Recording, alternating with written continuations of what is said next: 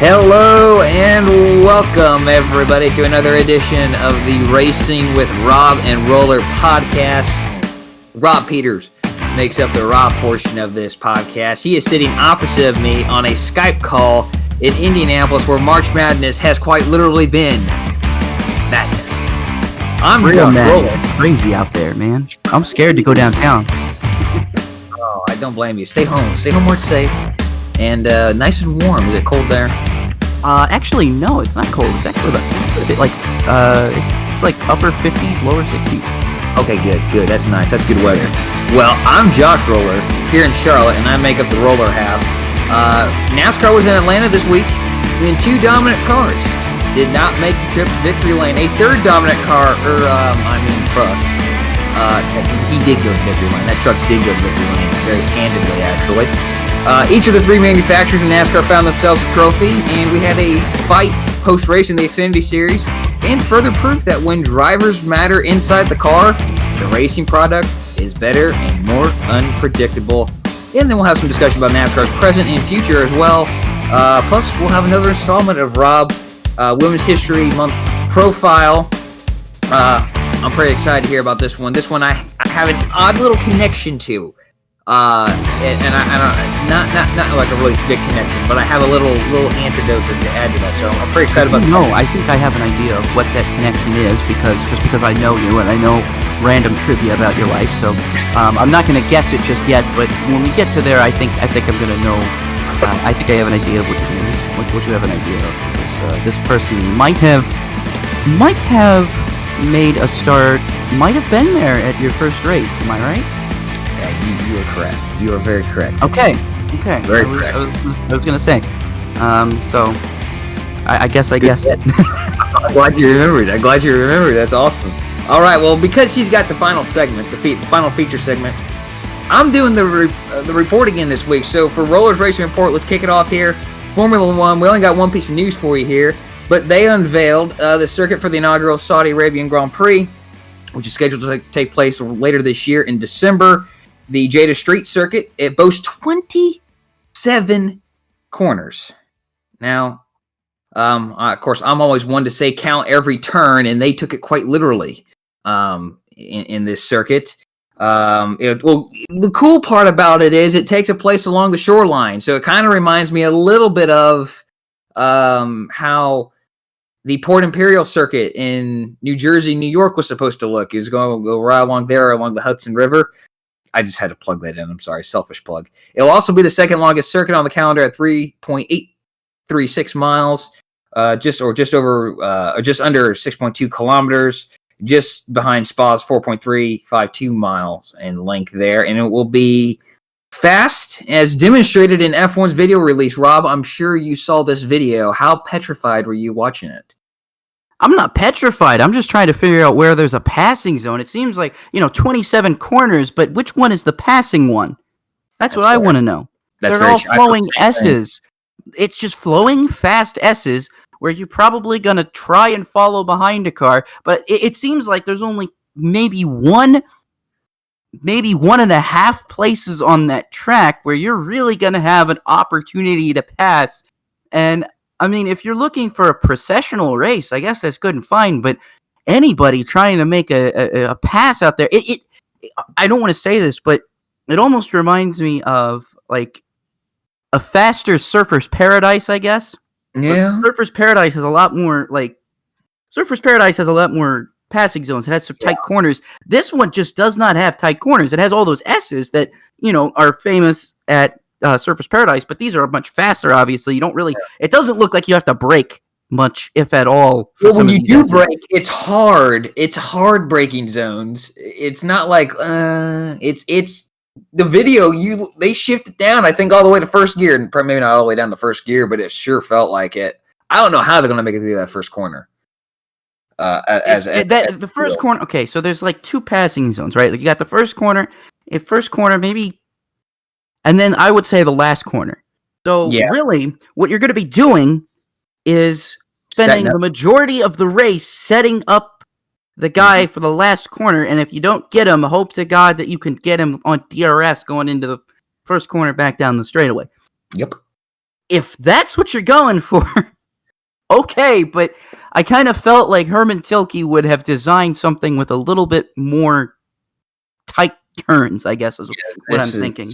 This is not going to be a good race. It might be Barcelona bad. Yeah. That it's going to be bad. It's going to be a great penultimate race in an alternate universe. It's going to be the place where Lewis Hamilton is probably going to wrap up the championship if he doesn't already have it by that point. It's probably going to be the place Lewis Hamilton doesn't race because he's already got the championship wrapped up. That's right. I forgot about that. We already hypothesized that. That's probably right. I should say it's going to be a great race for Valtteri Bottas to win. There you go. Or George Russell. All right, well, let's go into NASCAR here because that's all the Formula One news we had. NASCAR got a few bullet points here. Due to high demand, Nashville Superspeedway is adding additional grandstand seating for the Ally 400 on Sunday, June 20th, the inaugural NASCAR Cup event at the 1.33 mile speedway there in Lebanon, Tennessee. There are ongoing talks also with the state and local officials with the track. More information is surely going to develop here. They don't know how many more. We don't know exact numbers on what the seats are going to add, but they do have a permanent seating capacity of 25,000 at Nashville Superspeedway. So the numbers are still fluctuating there. I'm glad to see it adding more grandstand seating because something about Nashville that always surprised me is it only ever had one giant grandstand in the front. Yes. And then even then it doesn't look like there's no grandstands close to turn 4 or turn 1. It's just this one giant small grandstand in front. So I'm kind of happy to see that it'll be adding some more grandstand seating because I think that's something that Nashville needs to maybe beautify it a little bit more. And that might be something they were saying we're going to bank some money and then do it and add more for 22 because obviously we're going to be restricted on capacity because of COVID and stuff. So they just didn't want to. Hey, let's add 30,000 seats or whatever it is, but we're only going to be able to use a tenth of that. Well, why don't we save those expenses for another time? So we're going down the list here. We have a lot of dirt-related news. Ryan Newman is racing the number 39 Coca-Cola Aggressive Hydraulics Ford for Brad Means DCC Racing, which is making its debut in the Pinty's Truck Race on dirt at Bristol Motor Speedway this coming Saturday. Newman has previously raced at Eldora in the Truck Series in 2013 and 2018. Kyle Larson will also be there on Saturday in the dirt race. He will be in the number 44 for Nice Motorsports. Larson did win Eldora in 2016. Bubba Wallace will drive for Spencer Davis Motorsports in place of Spencer Davis, and then on number 11, Toyota, with support from Ettore Racing Enterprises. Columbia will sponsor this entry. Myatt Snyder, who has the weekend off in the Xfinity Series, but he will be in the number 33 for Aum Brothers Racing on Saturday night with backing from Louisiana Hot Sauce and Tax Slayer. This is pretty exciting. I was very excited to see this because this is going to be a fun driver to watch. Stuart Friesen will be in the number 77 for Spire Motorsports in a Chevrolet in Sunday's Food City Dirt Race at Bristol, and it will be Friesen's first Cup start. Halmar International will join Friesen in this race. Obviously, a lot of people pointed out that, hey, he drives a Toyota in the Truck Series. Why is he driving a Chevrolet here? 20 years ago, we would have never batted an eye at this situation, but today we kind of have to. But I'm sure, Toyota said, this is a great opportunity for you. There's not any openings for us there. Yes, take it, and good luck. So hopefully that's as easy as that conversation went for Stewart and his partners there. Remember his wife in the truck race, or will attempt to make the truck race. There's 44 trucks on the entry list there, so obviously 4 will be, or is it 4 or 8 will be going home? I can't remember now what the number is, but not all of them will be making the race, so hopefully she makes it. Mike Marlar will also be making his NASCAR Cup Series debut this weekend. And oh my gosh, what car is he racing? I totally blanked on this. I don't know, but I know Chris Windham is racing this week for yes, he's in the Rick Ware Racing. He's in the 15 NASCAR, normally driven by James Davison. And when I say driven, I mean driven with quotation marks around it, because I think Davison finished multiple laps down on Sunday again. Yeah, dude should stick to IndyCar racing. I think he's a lot better there. Or it's probably just the Rick Ware cars. I'm sure he'd be a good NASCAR driver if he wasn't in Rick Ware's crap. Yes, Mike Marlar will be in the number 66 for Carl Long. Oh, okay. So he's going to take over from Timmy Hill. Okay. Yeah, that's going to be fun and exciting there. He's made 2 previous NASCAR starts. One was at Eldora in 2019. He finished 4th in that race. I do remember watching that, and I thought he had a really good shot there. If a couple things didn't go wrong, I think he might have had a really good shot to win that race. Then he started a single Xfinity race later that year at Richmond, but he crashed on lap 1. Oh.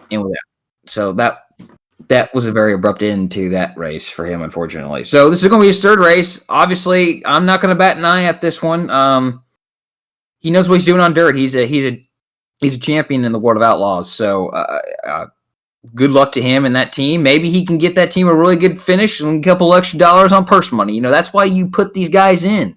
I'm sure Spire Motorsports think the same thing. Let's try to get a little extra money here, and they're guaranteed this spot. They got the charter; they don't have to worry about making the race, even though there's 39 cars on the entry list for the Cup Series, so they don't have to worry about it. It's just kind of sad to me that it's not like I look at these dirt ringers that are coming in, and I feel like if this were the case, like 20 or 15 years ago, a lot of those guys probably would have had legitimate shots to win the race, kind of like a course. Think about how many legitimate shots guys like Boris Said and Ron Fellows and Scott Pruitt had in one-offs. Mm-hmm. I just feel sad because, and it's not, this isn't anything bad about Carl Long, but I don't think Marlar's going to be the fastest guy out there. He's going to be really good. He's going to set good lap time. He's going to probably figure out how to race better than a lot of other guys there, but I really have a hard time thinking that he'll be much of a factor, like Chris Windom as well. I have a hard time thinking Chris Windom would be much of a factor, that Stuart Friesen would be much of a factor, whereas I think like 10, 20 years ago, they absolutely would have been like dark horse picks for anyone. I would have probably put down like $15 on them on DraftKings or something, you know what I mean? It's just, I don't know. It just kind of makes me sad that, I'm hyped that all these guys are coming in, these dirt ringers, I guess, are coming in, but I just wish they had better chances to compete, and they weren't. The levels of parity was a little bit closer in the Cup Series, at least amongst the smaller and low budget teams. Yeah, I agree to that. I thought it would have been really cool to see. This is a problem that we have when we have the 4-car limit. Mm-hmm. I thought it'd been really cool to see Tony Stewart build a car and get Donnie Schatz in it. That would have been pretty cool. Donnie Schatz, Tony Stewart coming out and racing it in general. That would have been very cool as well. I don't know. I think he's more interested in sitting on top of the hauler this week and on a rotating computer chair, just grinning and smiling the entire race. I think that's what he's more looking forward to than driving it. But I think, what if I don't know. What if Hendrick Motorsports wanted to put a 5th car in there for somebody? Casey Kane. I was going to say like a Brad Sweet. You got the Napa partnership. Of course, it's a 250 lap race. I think Casey would be able to do it. I think it'll be a very tough 250, but yes, I agree. I think it would be cool to see Casey Kane come back and run a race. That would be very cool. Maybe I have more faith in Casey than he has himself. I don't know. He obviously knows his limits more than I do, but that's my fantasy world. I wished he had more success in the Chili Bowl this year, but now I got to figure out if I want to use my stimulus money to pay for Dirt Vision to watch World of Outlaws for him. I haven't decided if I'm going to do that yet. Anyway, continue. All right, last bit here. Moving to May, we have our first throwback paint scheme for NASCAR Throwback Weekend at Darlington Raceway. Austin Hill and Notori Racing Enterprises will honor the late Mike Stefanik. Hill's number 16 United Reynolds Toyota will carry color and livery reminiscent of Stefanik's NASCAR Wheel and Modified Tour entry from 2010 to 2011, where it was the final seasons where he piloted the number 16, actually. Now, the 16 number won't look the same, but the paint scheme will. So that's pretty cool and exciting to see. HRE usually has some pretty good throwback paint schemes when they have done them in the few years we've seen. So kudos to them. Another good one. Good way to start out what hopefully will be cranking up to be a really good throwback unveiling season here. All right, on to the featured paint scheme. Rob, I chose. I guess I didn't ask you what your thoughts and opinions were on it. I just kind of sent you to run down and said, "Hey, pick one from here." Sorry, but we're doing 2011 Formula One season. Who did you pick, Rob? Well, this one is an easy one for me, because one of my all-time favorite liveries is Virgin Racing's MVR02. The red base, black nose, and white highlights will forever stand out as one of my favorite Formula One liveries to ever race. I absolutely love every single car ever entered by this team. I love this team. I'm sad it's gone. I'm sad it doesn't exist anymore, but I will forever be a fan of theirs. And so, forewarning, any F1 season that we pick for this between 2010 and 2016 will have me feature a Virgin, Marussia, or Manor car. So just letting you know that. Heads up, prefacing that because I've already done that. So yeah, it doesn't matter. I mean, these literally are the best cars in the whole grid. I mean, they might have been at the back of the grid, but they were the best looking cars in the whole grid, and I will argue that with everybody. Everybody would argue that because some people will probably say, "Oh, but look how nice the McLaren looked that year. Look how nice the Ferrari." I don't care. They look that way every year. This car was beautiful this year. Timo, is that Glock? Glock and Jerome D'Ambrosio were the two drivers lucky enough to pilot this beautiful failure of a race car. Not a single point and 7 retirements between both drivers will likely mean this car will be forgotten by most F1 fans. But for those who loved this backmarker team, this will forever be one of their best race car livery designs, period. And that's all I have to say about it. I just love this. I think if, we were talking about eBay before we went live, and I think if I find a diecast of this on eBay, I think I'm definitely going to pull the trigger on that. There's a lot of stuff I think about spending my stimmy on, and I really should be thinking about paying off bills, but we're all irresponsible ones. Did you say stimmy? Yeah, I've been calling it a stimmy. Is that wrong? I never heard it before. All right.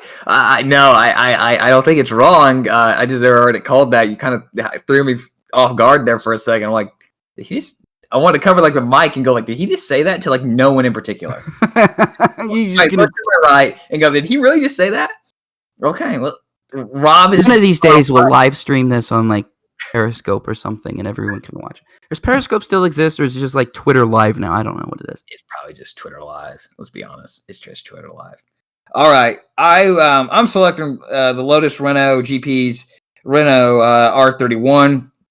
The car's livery was inspired by and a tribute to Team Lotus cars and John Player's special liveries from the 1980s, which are some of the best looking F1 cars of all time. There was a speculation that the car did resemble a cigarette package, which at the time would be in violation of very strict anti-tobacco laws in Canada, and this particular livery wouldn't have been able to race at Montreal. These claims were refuted by the team, and even said that by another famous F1 team had been running a livery similar to a cigarette package. I believe he's referring to McLaren at this time. Or Ferrari. Or Ferrari, that's true. Or Ferrari. And that they ran in Montreal and Canada with no problem. And this is very true. So unless they wanted to say, oh, we're going to pick on you, they would have had to written a new law. Anyways, I digress. This car was base black. The sides and the front and the wings had red, which was really like the only off from it, the original car that it was inspired from.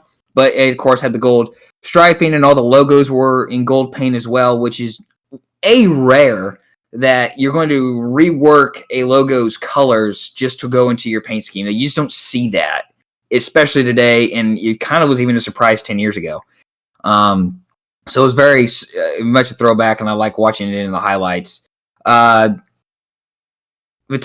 Petrov ran the full season of 19 races. His best finish of third came with the season opening Australian Grand Prix. After that, he had the best of fifth in Canada. Nick Heidfeld ran the first 11 races before the summer break, and he had a best finish of third in the second race of the year, and that was in Malaysia, where his next best was only seventh in Turkey, but did have like a trio of eighth place finishes, I believe. But he had a few retirements. Then he was replaced by Bruno Senna, beginning at Belgium, whose only finish inside the top 10 came at Monza, and that was a ninth place finish. So just an overall disappointing year, even though they finished fifth in the Constructors' Championship. Yeah, well, it's okay because the next year they got Kimi Räikkönen and Roman Grosjean, so they ended up working out. But of course, 2011 was that great year with this team, and then Team Lotus. You had two Team Lotuses basically in the team. You had Renault Lotus, and then Team Lotus. Yes. Which had Jarno Trulli and Heikki Kovalainen, I think, that year. Yes. You're exactly right. That was always fun to look at. I did forget that note. For a brief moment, I did forget that when I was looking at this. So, but this one obviously had the better of the Lotus paint schemes. All right. Enough of that. On to this week's winners. We'll start with, we did have some virtual racing for the first time. We thought we'd go ahead and give that a highlight here because virtual racing can be fun to watch. So IndyCar iRacing Challenge had their first of 3 races at the virtual Montreal circuit. Alex Palou won that one. Rob, did you watch this race at all? I didn't even know it happened. No, well, I did not get the chance. I told myself I will sit down and watch this before the podcast, and I unfortunately did not get around to it. Actually, I take that back. I did know it happened because I found out Jake Query was going to be on the commentary team, but I just didn't watch it for some reason. Well, I should have because Jake follows me on Twitter. I don't think he listens to this show, but I know he follows me on Twitter. So I probably should support him more because he's more supportive of me. He gave me his phone number unsolicited, too, That's awesome. Which was pretty cool. So I haven't texted him because I'm too socially anxious, but someday I will. All right, well there you go. A little more about Rob there. We're learning about each other, or the people are learning more about us in today's show. That's good. Supercars at Sandown. All 3 races were won by SVG Shane Van Gisbergen. Rob, you just said he just absolutely spanked everyone. Okay, so how do I explain what SVG did over the week? So Shane Van Gisbergen literally between the last race and this race broke his collarbone, had surgery on it. He's basically he is injured, to say the least. This guy is injured. And he's managed to defy all odds with the injury and come out and win all 3 races this weekend. So the Sandown 500 Sandown Super Sprint, I think they called it because it's not the 500. But my goodness, I mean, this was simply put, SVG had some of the best drives this weekend that I've ever seen behind the race car. And first of all, Supercars, I understand it sounds crazy to say, oh, Shane Van Gisbergen has won all 5 races to start the season. And you might sit there and think, oh, well, that's not very exciting. Go watch the highlights from this weekend. The racing was outstanding. So you had a dry race on Saturday, which would be Friday our time. And then you had a wet dry race. And then the afternoon race was a fully wet race. All 3 different types of races you could see on the weekend. You did. SVG won all 3 races. Didn't matter what conditions he was under. He won all 3 races, which was just insane. With a broken collarbone. Can we just point that out? I mean, I'm sure it's healing, obviously. He had surgery on it to repair it. But all that it's just insane. Of course, like I said at the beginning after the first race of the season, I do not know who is going to challenge SVG for the championship this year. I just don't think anybody's going to do it. He is in a league of his own right now. He is racing at a level that I just have not seen in supercars. No, well, I should take that back. He's racing at the level that McLaughlin was racing at. So, I mean, it's not surprising, but he's essentially out there in a league of his own right now. His teammate Whincup can't even come close.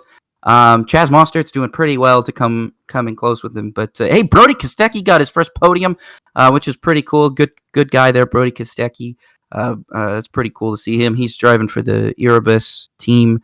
He's teammates with David Reynolds. They actually had the second and third. They finished second and third in the 3rd race this weekend behind SVG. So good run for them. But yeah, Supercars is crazy right now. Even though SVG is dominating every race weekend, Supercars is just tip top. So I tell everybody you could go watch it on YouTube. It's $5.90 or $4.99 a month to subscribe to SuperView on YouTube, and you can watch every race, every session, support races, the whole lot of it, all live on YouTube for $4.99 a month. So it's definitely worth it. I recommend it to everybody because Supercars has some of the best racing that's going on right now. And I understand it's crazy for me to say because we're looking at NASCAR having 6 races, 6 different winners. Supercars has had 5 races with all the same winner, and I'm talking about Supercars being superior here.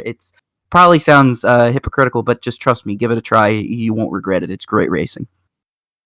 All right, yeah, the highlights certainly did look fun. I didn't watch it like you, but they did look like there was some really great racing going on.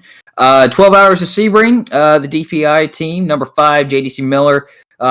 They won the overall race. Sebastian Bourdais, Tristan Vautier, and Loac Duval were the winners there. That was a pretty exciting race, it sounded like, as well. And again, that one just to schedule when it happened, and between now and then I wasn't able to get to watch. Yeah, Sebring was pretty good. Sorry to interrupt you there, but I did actually end up watching it because it was easy to watch. I didn't watch. It came on in the early morning, so that was like the only thing going on Saturday in the morning.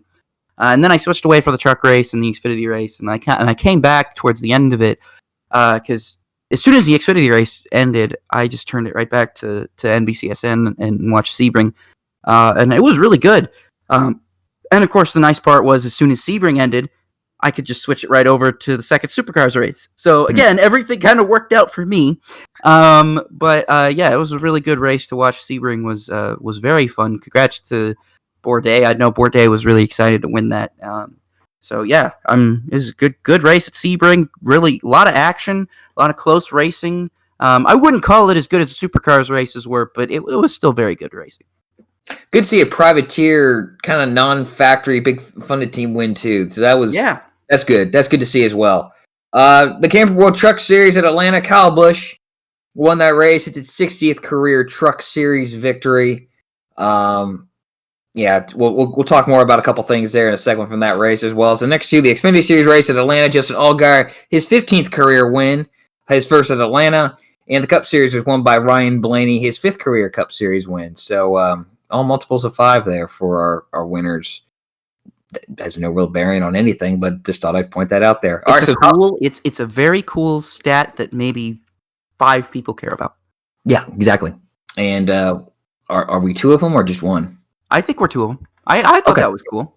Okay. It's about as cool as the stat that for every 10 years for the past, so in 2001, in 2011, and in 2021, the winners of the Daytona 500 all got their first career wins. Michael Waltrip, Trevor Bayne, and Michael McDowell.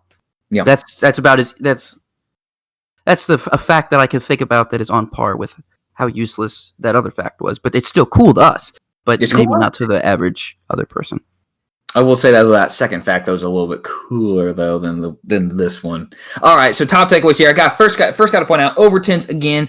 Marcus Lemonis, thank you. You're a huge supporter. I wish there's so much more people like you who just like, hey, you know what? Got a couple $100,000 I want to spend here on teams who are unsponsored this week. Marcus, you are just truly amazing. I hopefully one day get to meet you and shake your hand and thank you personally for just the wonderful support effort that you give NASCAR. I loved it. I loved what it did. It's just I get a kick out of it here because when I was watching the truck race, my fiance was watching with me and Robin. She goes, I hate this. Every car is the same. They weren't the same, though. That's what I said. I said, but can't you see the intricate differences? She goes, no, I can't. I can't tell. Oh well. That's okay. I'll forgive her. So, Rob, I have to ask, did Kyle Busch let John Hunter Nemechek by to win both Stage 1 and Stage 2? Well, I mean, let's be honest. He probably did, and who cares if he did? I mean, Kyle's racing for the win, and John Hunter's racing for the whole season. So, if I'm Kyle Busch in that situation, that's the car I own. That's the driver I hired. What's the point of Kyle winning the stage if it just hurts his own car? I mean, Kyle's not going to get points for winning the stage. The stage is essentially entirely pointless for him to win. And if anything, it takes away stage points from John Hunter. If anything, him finishing second is better in the stage than him winning the stage, because if he finished second, then he's actually taking away playoff points from someone else that could challenge John Hunter. So if anything, it's just a very smart move. Could people say, I understand people are getting mad about this because it's like, oh, this is manipulating the race, this is doing this and that. I understand where guys are coming from, coming from there, but at the same time, what is it doesn't change the outcome of the race. Kyle Busch still won the race. It's not like he slowed down and let John Hunter win the race. He slowed down and let him win the stage. Nobody is going to care if the stages are manipulated unless we're talking like championship situations, championship scenarios. But this isn't a championship scenario yet. It might be considered, somebody could look back on this and say, oh man, those 9 points that Kyle Busch took from so-and-so is going to really played into the championship. But let's be honest, that likelihood is so small and so similar, so tiny. I mean, and at that point, it's not even there, because that's just good strategy. I mean, a team could be like, oh, hey, this car needs, let's say it's down into the playoffs, and one team has one car. They were going to run 1-2 at the end of the stage. First car's already in there. They've got to win. Second car isn't in, though. They need to get it on points. If he pulls around and lets this guy get maximum stage points, how is that any? I don't see what's so wrong about that. You're not affecting the outcome of the race. You're just trying to do the right thing when it comes to strategy to maximize points for the team.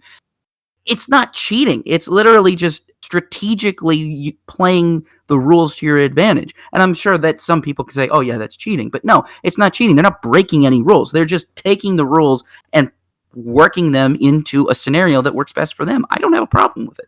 I really don't. I really don't have a problem with it. In reality, they're not taking 9 points away from someone. They're taking a single point away, because let's say you remove Kyle Busch from the race, or he gets DQ'd. Okay, yeah, you're right. They're taking one single point. That 1 point is really going to matter in the long run. In theory, it could, but it's not. I would say it's very minuscule in meaning. I don't have a problem with it. I didn't see anyone point out the 100% rule. Maybe they did, maybe they didn't. But this isn't a 100% rule issue. The 100% rule, to me, was created for those who are going to start and park. Great. You're starting a race, you're taking money, and you're basically showing up and just walking out with a check. Or conversely, you want to avoid situations like the 2003 Truck Series Championship scenario, where you have a bunch of cars out there that literally only exist to block other cars. Fair. Very true. Very, very, very true. That's strategy. But yes. Yeah, but that's not strategy at that point. That's just a waste. Number one, it's a waste of money, and number two, because let's be honest, other teams cannot just go throwing money at other cars and say, "Oh, hey, we want Dick Trickle, who's never raced in a car in the last 3 years, to go out here." Let's literally say that. Let's say Hendrick Motorsports wanted to secure the championship for Jimmy Johnson. They just decided to throw some old geezer like Dick Trickle in 2012 or something out there and say, "Here, have fun, go run for us and block, Brad Keselowski or whatever." It's like that. That's what I'm trying to avoid. I don't know why I said Dick Trickle. That's fair. That's fair. I mean, it's happened before. But that's cheating to me. That's cheating. Or not cheating. That's just being a bad sport. That's just being Jimmy Smith, and that's why Brendan Gaughan hates you. That's what I was going to say. But, so getting back to this race, though, I didn't see it as a problem. It helps him out. Again, it doesn't do that. The 51's not gathering any points because there's a cup driver in it. So he's that car remains eligible for the playoffs. It just isn't earning any points this race because a cup driver's in it. So it doesn't do them any good. Fine. I'm fine with all of it. I don't care. Good for John Hunter Nemechek to be in the position for Kyle Busch to go like, hey, you're close enough. I'm not going to lose. I want to still finish second. So yeah, I don't have a problem with that at all. Do you think GMS and Nice have maybe found some speed after this race, or you need to see more proof? Because those two organizations have struggled in the first three races prior to this weekend. Yeah, it was pretty interesting. It's pretty interesting to see GMS struggling, and it's because that's something I didn't really expect to see. I have something. I have a theory on it. I think Brett Moffitt meant more to that team than we maybe thought. Oh, 100%. It's not even a question. That's just true. Because it just seems like Chase Purdy, Rafael Lessard, and Tyler Ankrum have I don't want to say been also rans, but I've expected more out of them because they were GMS trucks. And whereas Zane Smith and Sheldon Creed have kind of carried the torch, in this week, Rafael Lassard had a horrible day. He had a transmission failure. But let's see, you had Creed and Smith in the top 10 for GMS, but Chastain and Moffitt for Nice finished in the top 10 as well. So, those are the two big Chevy teams down there. So maybe they finally found their speed a little bit. They're adjusting. That's the unfortunate thing. You don't have a lot of races in the truck series to kind of get your footing. You kind of got to hit the season running, which, a side note, makes all the more impressive what ThorSport has done with a manufacturer change. So it's good to see. Good to see more than just kind of one. As you like to point out, the Xfinity series and the truck series, where there's just been a plethora of Chevrolets. We've seen Toyota definitely be dominant in the truck series thus far in 2021, but now the Chevrolets are trying to mix it up, whilst the top finishing Ford was Todd Gilliland in 17th. That's a surprise, too. I'm surprised from that team. After last year, Ford has no program in the truck series. Now that ThorSport's gone. They have it is just Front Row Motorsports and whatever poor bastard has to run it.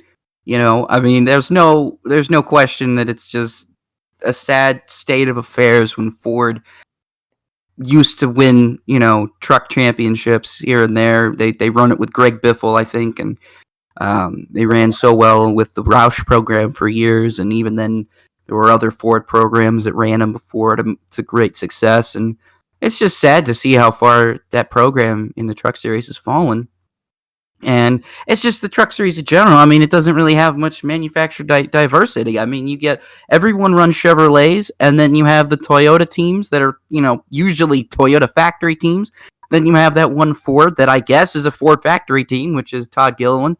And then the rest are just Chevrolets that just run because it's cheap. You got DGR, too. Oh, DGR is in Fords, too. Tanner Gray. But then let's not point out this too. It's not totally new. Obviously, Kyle Busch won the race. All right, folks. He won the race. He dominated. He should have won the race. It would have been a disappointment if he didn't, to me at least. Yes. Yeah. The dominant car won this race. Dominant truck. But let's give a shout out to Bill Luster. He did run this race in the 17 for DGR Crosley. He did run this race. That's a good way to put it. I think Bill Lester was just having a good old time.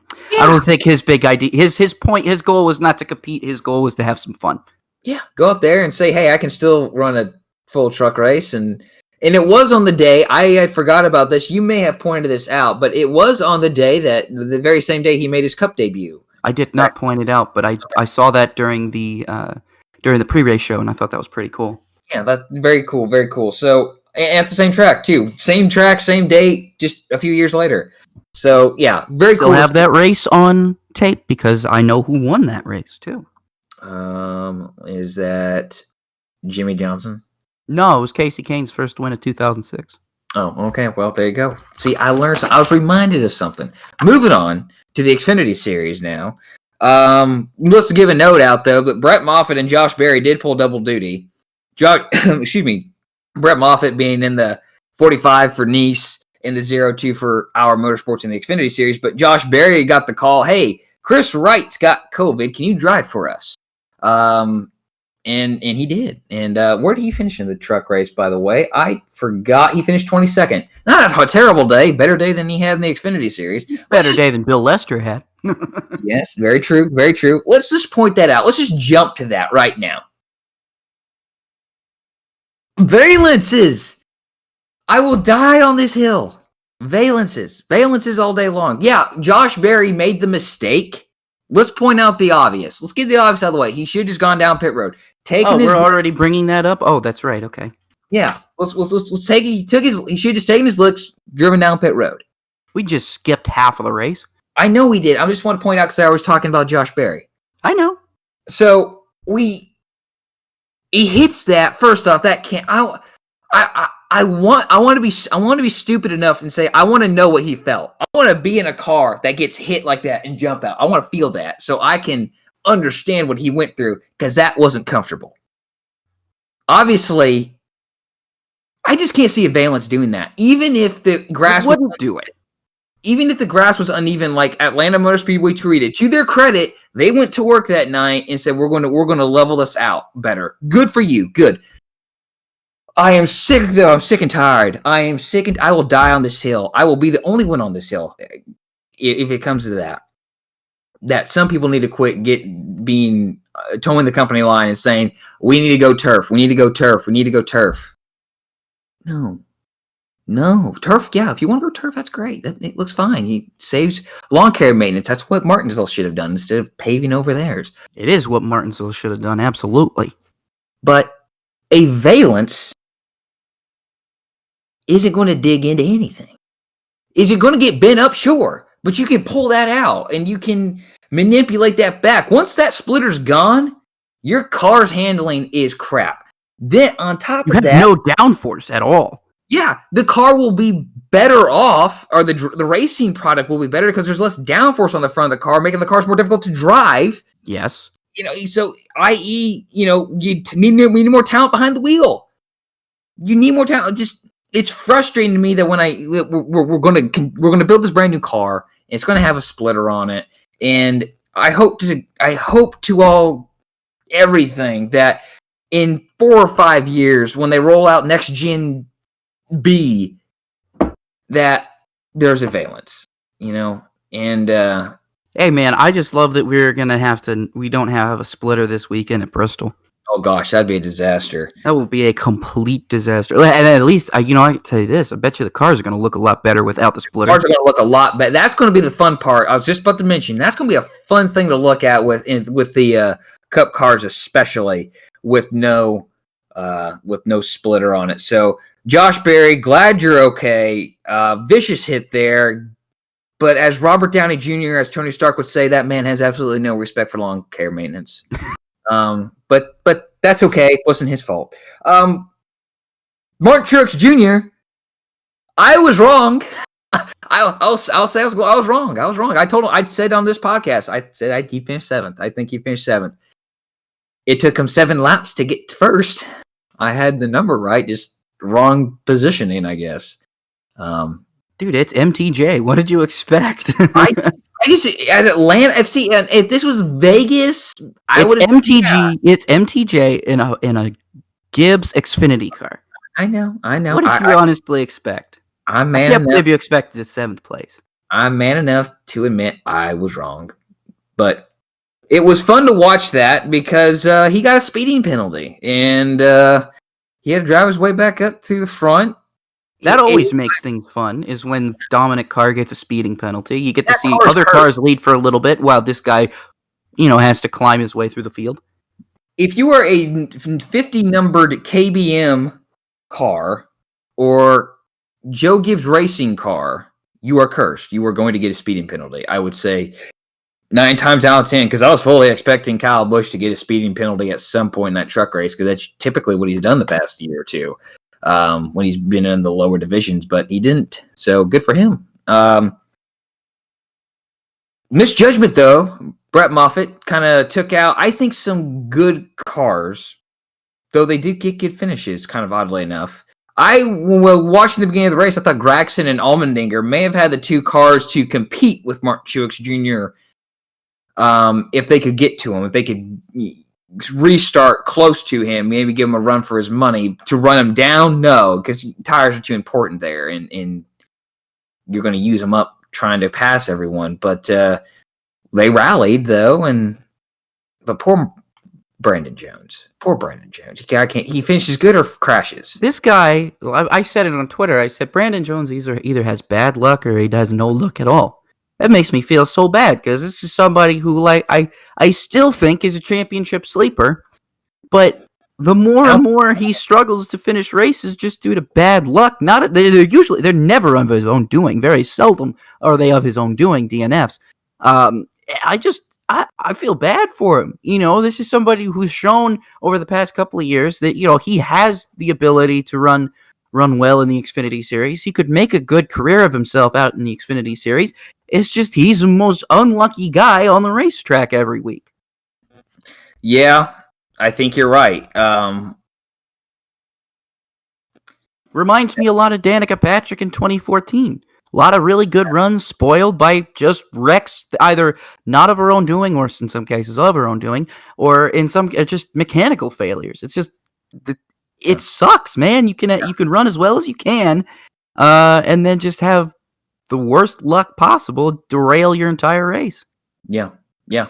Road to make adjustments in pit, he didn't have the right information, didn't have the right aero knowledge at the time with the way the track was adjusting with the sun going down to make his car the best as it could be. And then I think he ran out of tires too.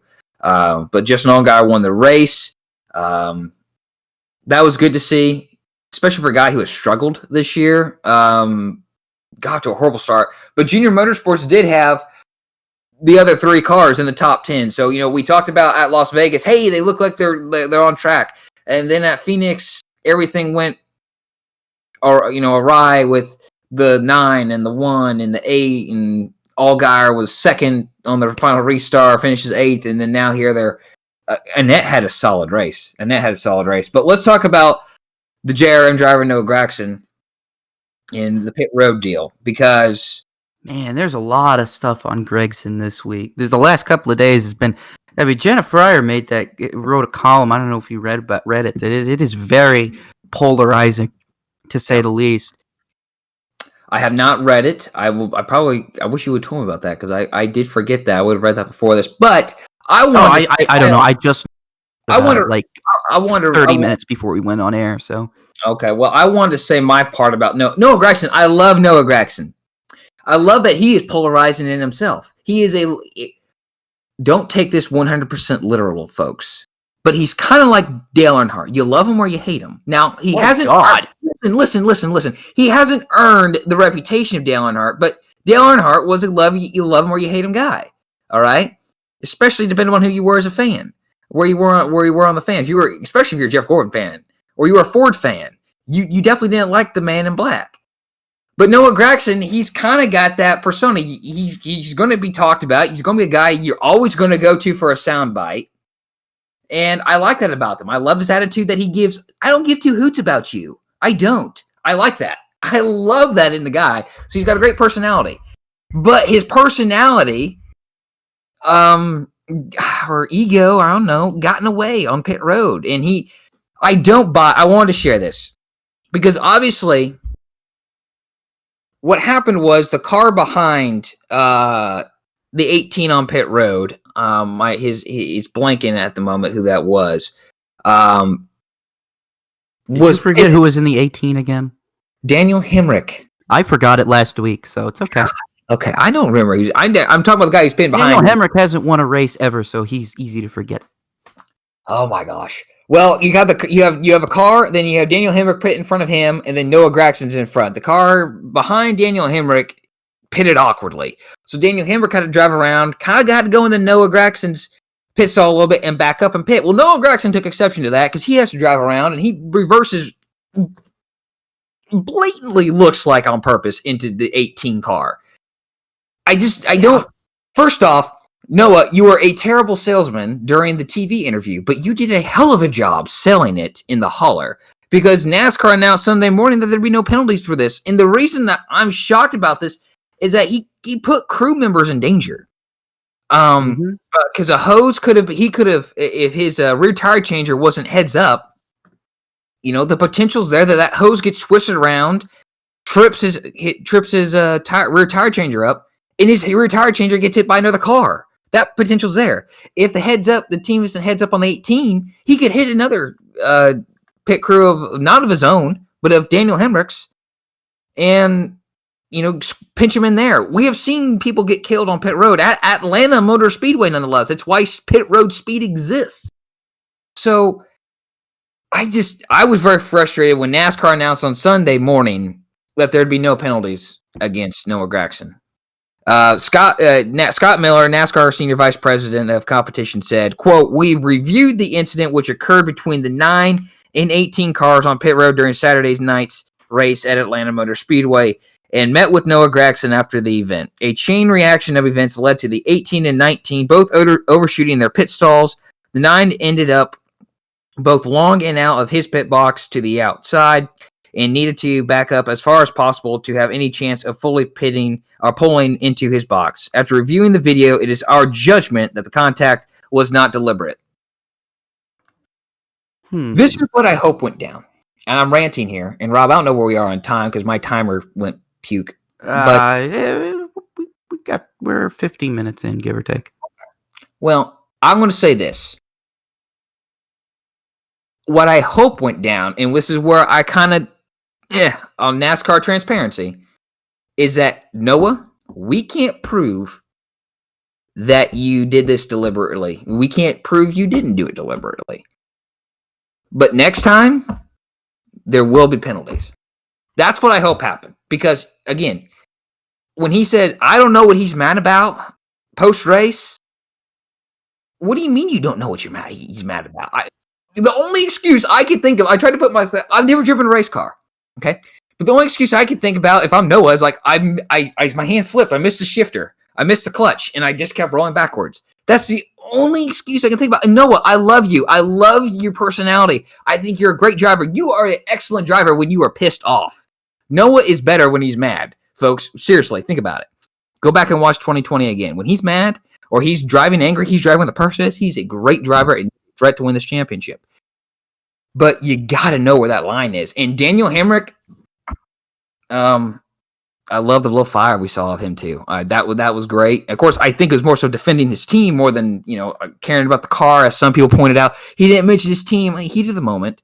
You don't go up there and punch a guy because there's a small little hole in your car. You go up there and punch a guy, which, by the way, awesome duck. Noah threw a punch. Daniel missed it and then decked him. It was great. Swing and a miss. Yes. Swing and a miss. Thank you, Stewie Griffin.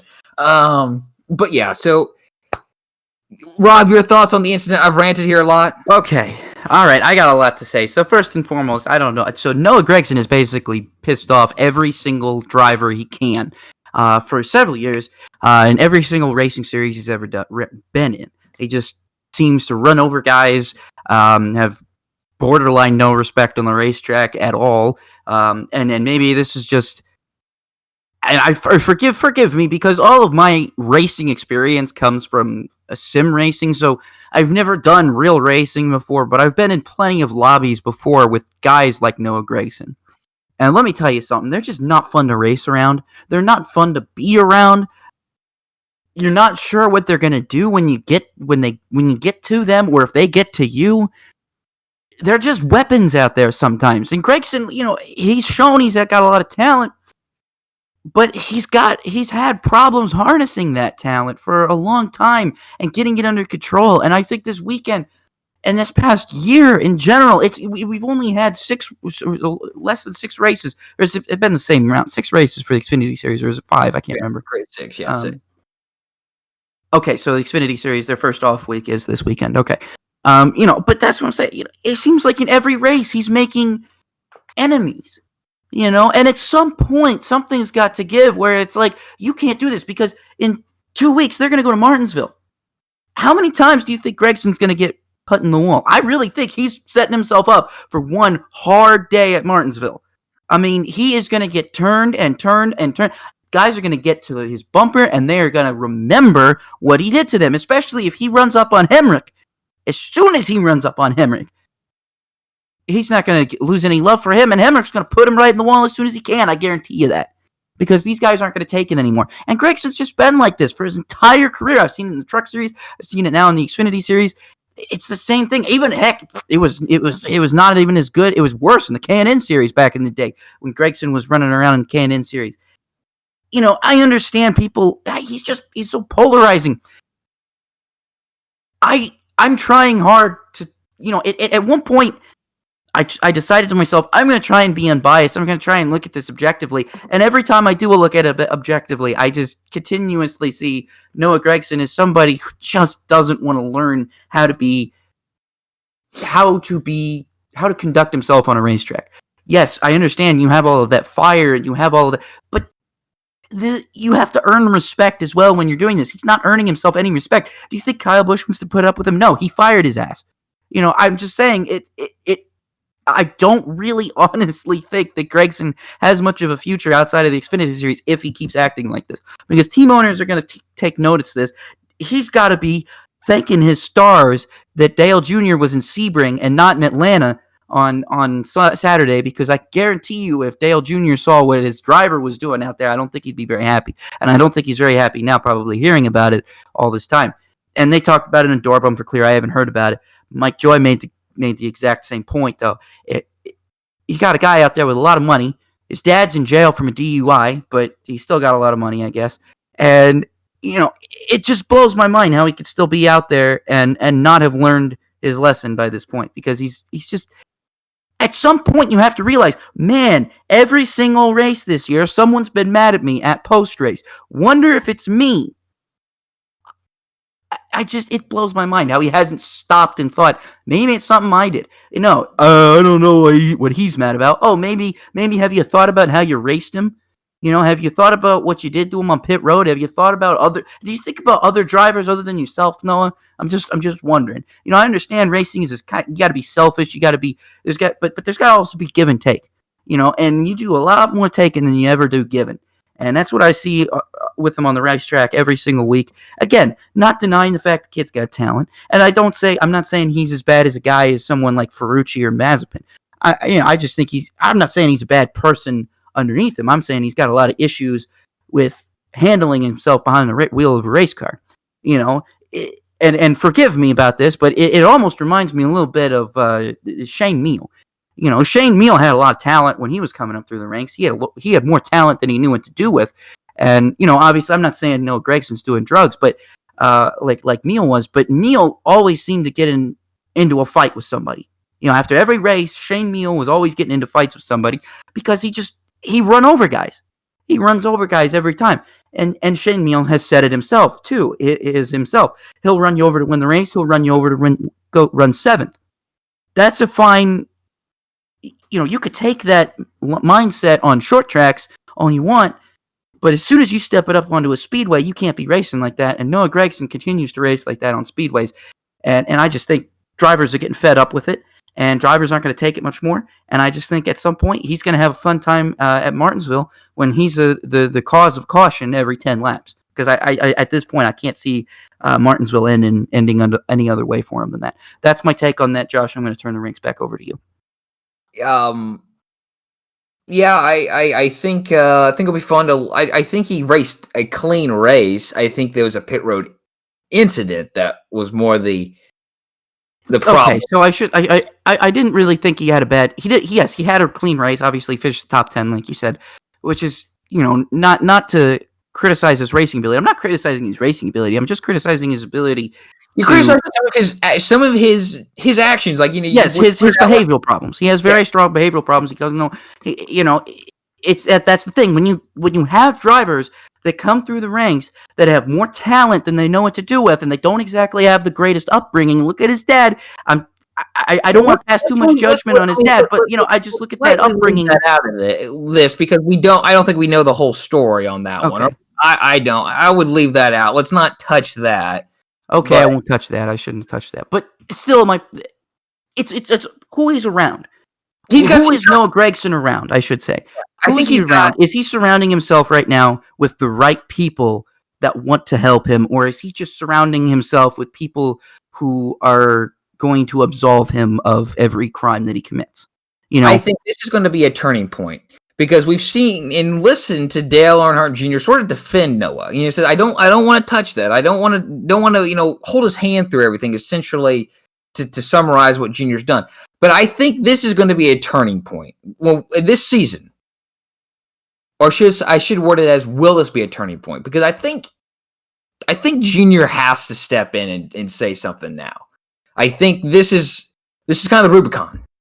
Where's it going to go? Which ways are going to go? And a few months from now, when we're racing in the round of 8 in Martinsville, right race before the championship race, is Noah Gragson, how has his season gone differently from now, or has it gone the same? And yeah, I think personally, I don't know about his personal friends, but at Junior Motorsports, I think there's a good group of people there that are willing to say and look at Noah. Look, here's our decisions that we've made. Look at Justin Allgaier and Michael Annett. I know they haven't had the most successful careers, compared to a Dale Earnhardt Jr. or any other, Jimmy Johnson or Jeff Gordon, but they've been around the sport long enough to know what's right and what's wrong. And here's how you should handle situations that is going to be a better outcome for you, short and long term. I think I should have prefaced that too, is I have a little bit more background knowledge on kind of the group that Noah tends to hang around with, just because I know people who know him very well, and it's gone back to as early as 2014 that I've been hearing stories. Again, I'm not going to repeat any of them because I don't know which ones are true, which ones are hearsay, which ones are just guys making fun of them, but there's stuff that I've heard from firsthand accounts that just leads me to believe that Noah would be behooved by maybe changing the people that he hangs around. And that's just why I said that, because, and I should have prefaced that, I've known people who are very close with him, and this is what they've told me. So obviously I'm a third party here relaying this information. I'm not going to confirm or deny anything because I don't know what it is, and I'm not even going to share what it is. But that's why I think, based upon what I've been told, based upon what I know about Noah personally, I just think it would behoove him a lot if he reevaluated some of the people that he hung around and maybe started to think, okay, I've got to take this racing thing seriously. If I want to be successful in this, I can't be knocking guys out of the way all the time. I can't be getting in fights every week. I have to, learn a little bit more give and take here and there, not just on the racetrack, but off the racetrack as well.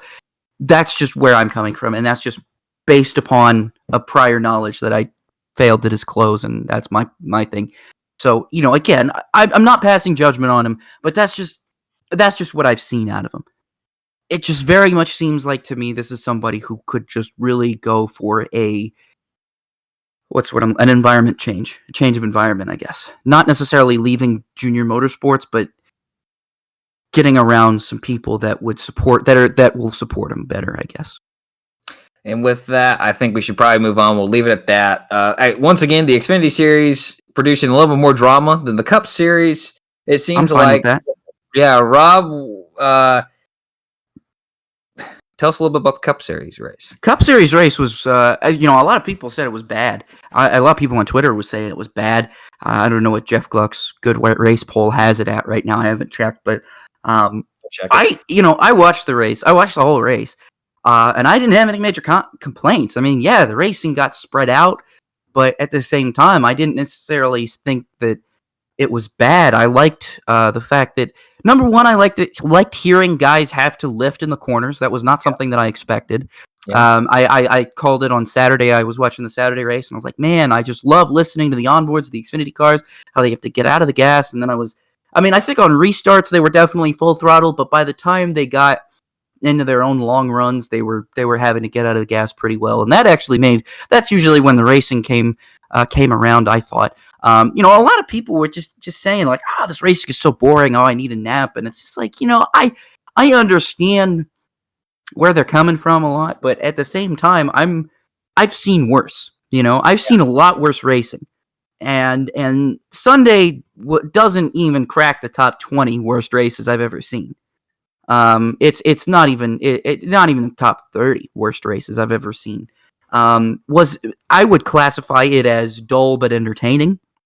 I can't say the finish was all that exciting. It was pretty fun to watch Blaney chase down Larson. And I said, I said it on Twitter too. I said, no matter what you think about this race, we can all just be glad that Atlanta's old surface degraded the tires to the point that we actually saw comers and goers throughout the race, and it happened naturally, and not because of some artificial starting lineup,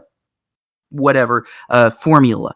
Because, and I'm going to preface this too, because I had some of my very good friends who I respect very much, but they think that a lot of the parity coming from NASCAR is because of the qualifying and the no practice and no qualifying, and I disagree with that, because I think that we got good parity on Sunday specifically because we had good tire degradation. And I argued that to them as well. I said, you can have parity. You can have parity without making it artificial. You just need to make sure the tires degrade. And that's what we saw on Sunday. We saw the tires degrade. Larry Mack even pulled out a freaking cheese grater and decided to create some forbidden mozzarella and grade the tire. Yeah. I said forbidden mozzarella because I just read it off Isaac Jekyll. I love that guy. Favorite Scott Wimmer fan right there. And so I loved the racing on Sunday, even though it wasn't the most exciting. The restarts were fun, but it might not have been the most exciting race. But you did see comers and goers, and it didn't happen It didn't happen because of the way they qualified the lineup was. It happened specifically because you had tire degradation, and that's what I'm going to miss when they inevitably repave Atlanta. Is you're not going to see that kind of tire deg. You're probably going to, I understand there's people out there who really want Atlanta to be reconfigured and all and repaved and all that stuff, and I understand the arguments for and against it. Obviously, it's inevitable; it'll have to be repaved at some point. You can't just let that surface completely crumble out from underneath it. You have to repave it at some point. It's just going to be unfortunate when that happens, because you're not going to get that tire degradation anymore, and you're not going to see what you saw on Sunday. You might see a lot more intense restarts compared to what you saw on Sunday, because there was no grip on the outside lane, and that was good. That was good. I liked that because I like low grip situations, and I like the strategy that choose cone came into play.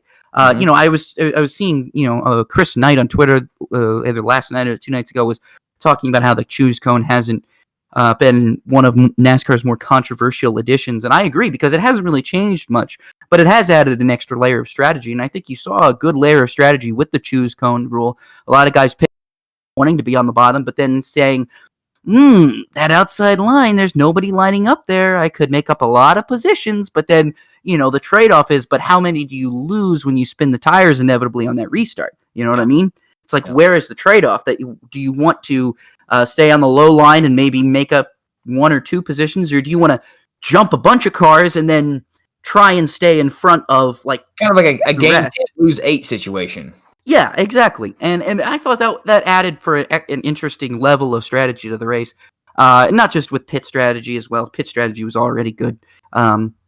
But yeah, no, I thought the race was good. The race for the finish was good. It was just nice to see Larson's tires fall off, because, I feel like at other racetracks that we go to, I feel like you wouldn't have had a situation like that where Larson's tires would not have fell off as drastically and allowed for a situation for Blaney to catch him as fast as he did. I enjoyed watching that, because as soon as you look on that left hand scoring pylon, you start seeing that gap tick down, like 0.6 seconds, 0.5 seconds, 0.4. Oh, he's coming. He's gaining about like a tenth of a lap. I love seeing that, because then it's like, all right, he's got him, and then how's Larson gonna hang in there? Can Larson hang on? We know Blaney's fast enough, but can Larson block? It was really good, and even though the finish wasn't like a fantastic photo finish at Atlanta, I still thought we got treated to a good race. So, if people are going to say the race was boring, then that's fine. That's your opinion. But I thought the race was at the very least entertaining. Might not have been the most fantastic, might not have been the most exciting race, but definitely was entertaining. Definitely made me look up from my phone many times. Although I try to watch races without looking at my phone. It's so hard, because you want to tweet about everything, though. I always be watching something, and I'll just be like, God, I got to tweet about that. Like, I watched like Joey Gase get passed by like 60 cars at least on Sunday. And there's only like 39 cars in the race, and it seemed like he was getting passed every single time the camera panned to another car. Like, seriously, they'd be like, here's the battle for third, and here's Joey Gase going another lap down, and then they're going to pan, here's the battle for 10th. Oh, there's Joey Gase again getting passed. It's like, dude, pick another career athlete, for crying out loud. It's clearly you don't want to be out there to win races, because if you did by now, you would have probably picked a better Xfinity team than whatever you're with, and you would have at the very least taken a good truck ride, but nah, he's content running around 8 laps down for Rick Ware Racing for reasons I can't understand. Hey, it's a cup ride, whatever. But those are the things that I try and I think about when I'm watching the race, and I immediately want to tweet them. But overall, I thought the race was good. Josh, I know you turned that over to me because I don't know how much of the race you caught, but would you say you got that same vibe as me, where the race was generally pretty entertaining? Maybe not be the best mile-and-a-half race, but still a pretty good entertaining race. Well, before I say mine, Jeff Gluck's poll is currently at 51% yes, 49% no. Okay, so it's polarizing still. It's still polarizing race. That's with a little over 14,000 votes. Again, I have to work on Sundays unless our request is off. I have next Sunday off to watch a dirt race, so I'm able to watch that. Yeah, let's go. But for the highlights, I mean, it looked good. Atlanta's always going to be a good race with the current state of its pavement and the tire degradation. Yeah, absolutely, it's going to be a great race. Again, we always get so hyped up with race highlights and these big moments that we're like, awesome, every lap of this 500-mile race is going to be just like that. It's not. But yeah, I got a very similar vibe watching the extended highlights and clips from social media and reading about it. It sounded like, I mean, again, you and me, we're going to consider it, dull but entertaining. I think it's a fair way to put it. I think the good news is I'm going to add about the repavement. I think we've learned as a sport how we can't make these repaves the best pavement job in the world. I think we've learned new ways to say, hey, this might be a new pavement, new surface, but it acts like it's 10 years old. So we've learned. Track surface still needs to have character. It can't just be glass smooth. It still has to have character. I think about one of my favorite things I used to see, especially back in the day, and you don't really see it that much anymore. Maybe you do a little bit, but you don't really see it as much as you did. But if you ever remember watching old races from backstretch at Charlotte, and on the backstretch at Charlotte, right before they went into turn 3, they had those huge bumps. Watching cars go over that. Now, that was character. That was Charlotte. Yeah. That's kind of the thing that I'm hoping to see return to racetracks, is character like that. Real bumpy racetracks that make the cars tough to drive and make you have to attack the race in a different way than you would normal racetracks. Well, and I don't need it to be like that. I just need the tires. We need tires and the surface to matter more. I've talked about on here, we've talked about on here before. What are the things that need to align to have a great race? Track configuration, all right? i.e., not currently Texas or Kentucky, okay? 2, tires. Texas and Kentucky before they were both respectively repaved. I mean, currently, like their current state. Before, I know in their current states, but before they were repaved, they were really good racetracks. Yeah, they were really good. So track configuration, tire wear, and car design. If you can get those 3 things to match up, you are going to have great racing. It doesn't matter where you go. It might be a different type of great racing, i.e. Bristol is going to be different from Michigan. Michigan's going to be different from Indianapolis. Indianapolis is going to be different from Kansas. So when we repave Atlanta, I hope that the track surface, and that we've all learned the lessons that, okay, this track is going to be brand new, but it's going to act 10 years old. Is it going to be as degrading as it is now? No. It's going to take some time for it to be to get back to where it is. But I'm not as scared as the repave as others, because screw it, diamond grind the whole thing. There you go. That's fine. Well, even then, just make it 10 age change. Pour a bunch of limestone or whatever there's they pour on it to make it age real quick. Okay, before we move on, I don't know where we are on time, but with the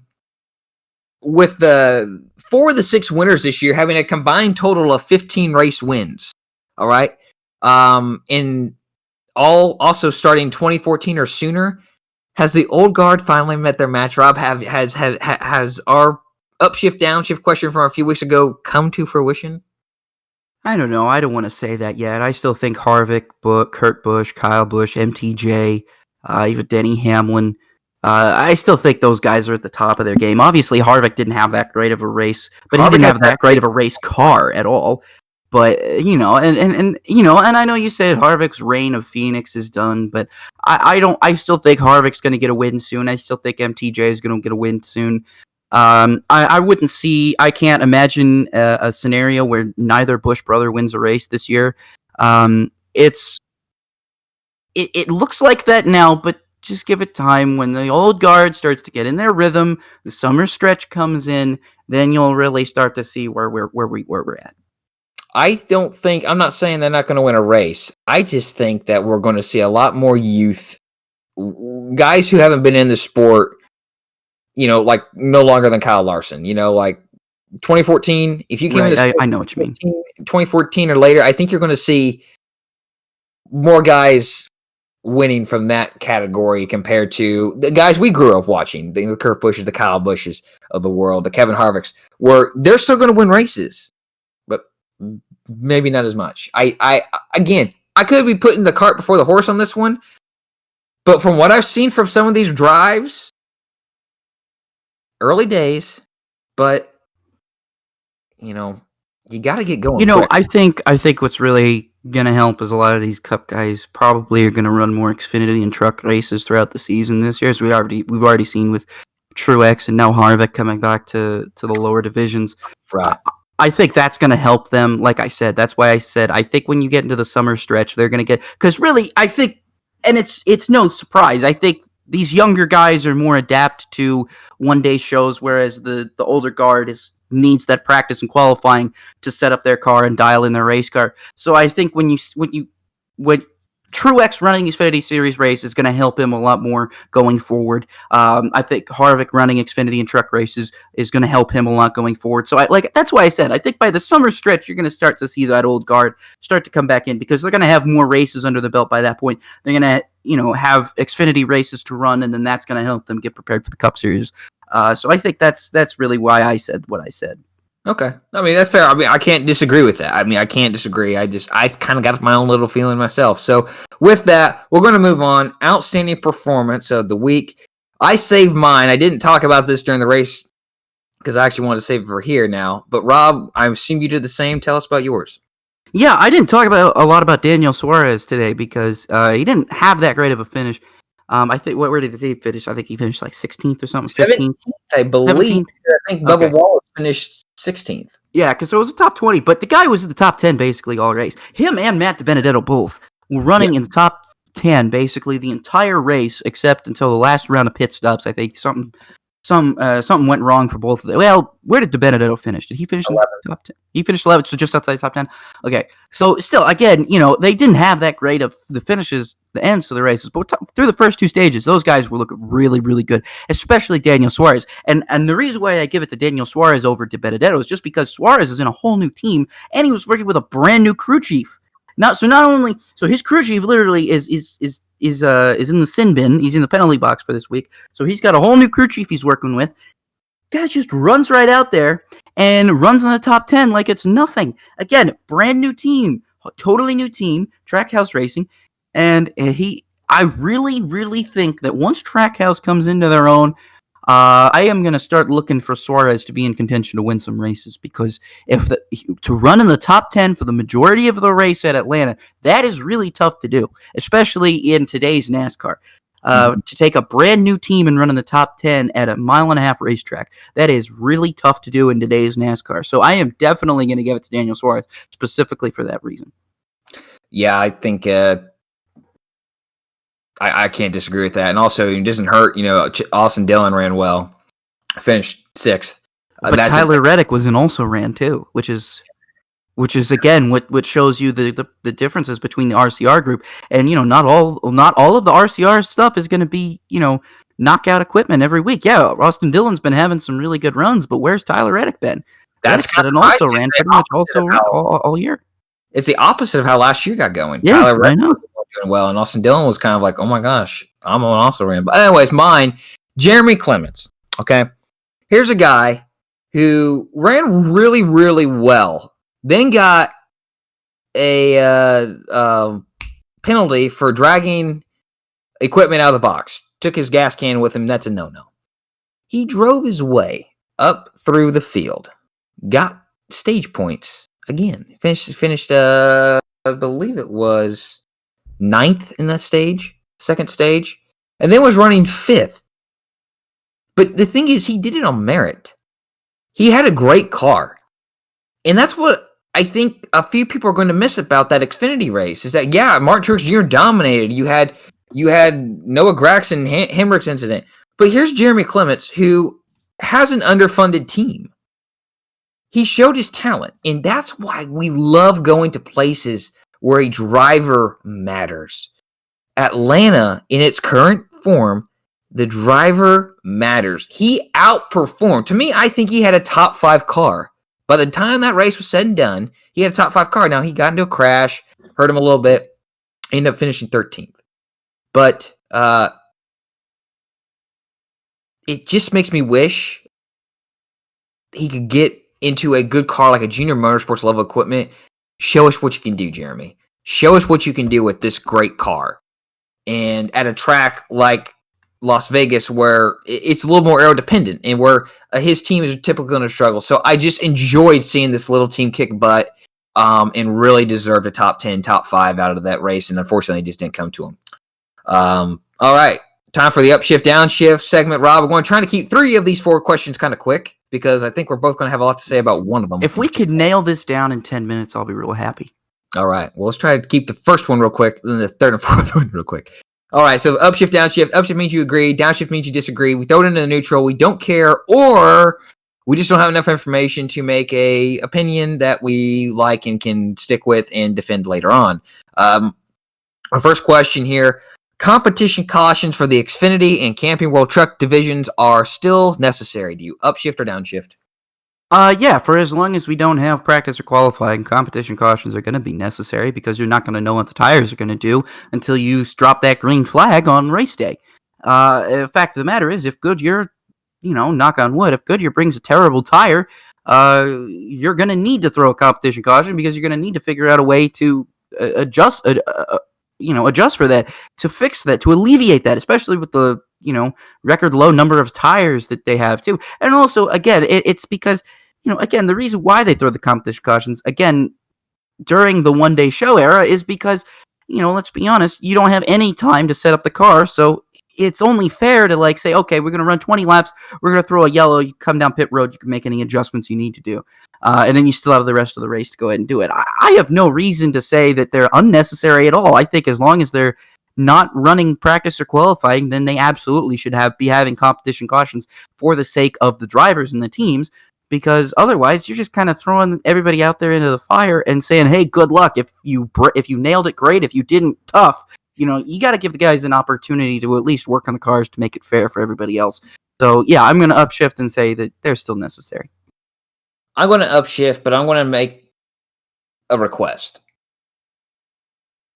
We need to shore up, make it a little bit longer, the run a little bit longer, and make it the stage ending. So don't have the Xfinity Series have a 200-lap race where you have a 45-lap stage, a 45-lap stage, and a 110-lap stage. Make that first caution, your competition caution, the stage ending caution.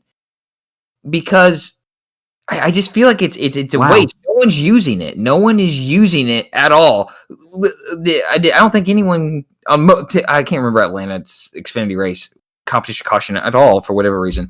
But for most of the other weeks, the competition caution was just like, okay, guys, we can catch your breath. We're going to drive around here. Oh, Ryan Sieg's going to pit, and he's going to run on strategy. Smart guy. All right, he can do it. That's fine. And he's got 5 other guys who are running 30th through 34th coming with him. Why not? It presents a different era of strategy, though, still. It's a different era of strategy, but not everyone else is taking advantage of it. I would say because not everybody's taking advantage. It doesn't mean that some aren't. I mean, it's still it's a choice. It's a choice down to it. And I think if the driver radios in after the first 5 laps and say it's plowing tight, I can't drive it, you'd be like, all right, well, hang in there, wait for 50. You got a couple more laps to the competition caution. We can come in, we can make some adjustments. It's not fair to just say, oh, tough crap. You got to run out there. You got to just run out there with this car that's plowing tight, go like 2, 3, 4 laps down, ruin your whole race when you could literally fix the problem if you just catch a lucky yellow. I just think that and this is something that's going to happen with most cars too, especially when you don't have any opportunity to adjust on them before the green flag falls. I'm sorry to interrupt you there, but that's just how I feel about it. I just think even if drivers aren't taking it, it's still foolish to not offer it because of the unknown. Like I said, if Goodyear brings a crap tire and everybody's having problems, I think it's a really good reason to probably throw a competition caution early just in case that something needs to be done. I agree. I would just shallow it up. I split the difference and make it a stage. But also, I think Goodyear's going to be a little more cautious during this time with their tire selection. And I haven't heard a bunch of people complain. My car sucks. If the whole top 10 is complaining every single race, yeah, have it. But I haven't heard that. So I think we need to split the difference and not, waste. To me, it's a waste of time to waste the potential green flag laps. Next question, we're probably both going to have a lot to say on this one. TRD, Toyota Racing Development, President David Wilson told Sirius XM NASCAR Radio that, quote, I would really be disappointed if we revert back to the old habits of 3 50-minute practices and qualifying. It's unnecessary. It's expensive, end quote. He says sports stakeholders are looking at ways to fill the entertainment void without practice. Do you upshift or downshift? Oh my God, I downshift so hard. Listen, I said this on Twitter, and it threw me into a huge rant on Twitter. This just enraged me so much, that the fact that he said this. Let me go over a couple of things. So first of all, you have a myriad of issues already without having practices or qualifying. You have drivers that are just struggling all over the place. You have fans that it's not worth it. Even when, let's say, when COVID is over, everybody's vaccinated, and everybody can go to a race. I am not going to spend $90 on a ticket for a one-day show. I am not doing that. I'm sorry. It's not worth it. It's a ripoff for the fans, and it's not right. Now, so let me tell you this. What you do want to know why street courses in IndyCar and for Trans Am and for IMSA and all that stuff, do you want to know why that stuff sells out more than normal races? I'll tell you why. The reason why that stuff sells out more than normal races is because there's racing on track all the time. You spend, say, anywhere between $35 and $50 and go to any street course, any road course in America. And you want to know what you get to see? You get to see cars on track at almost every single minute. And anytime there's not cars on track, that there's something elsewhere. There's something going on around elsewhere, and then there's cars on track. There's still going to be cars on track. There's always cars on track, because nobody goes to a race 50% for a concert and then 50% for a race. No, we go to see cars on track. We go for racing. We go to see practice. We go to see qualifying.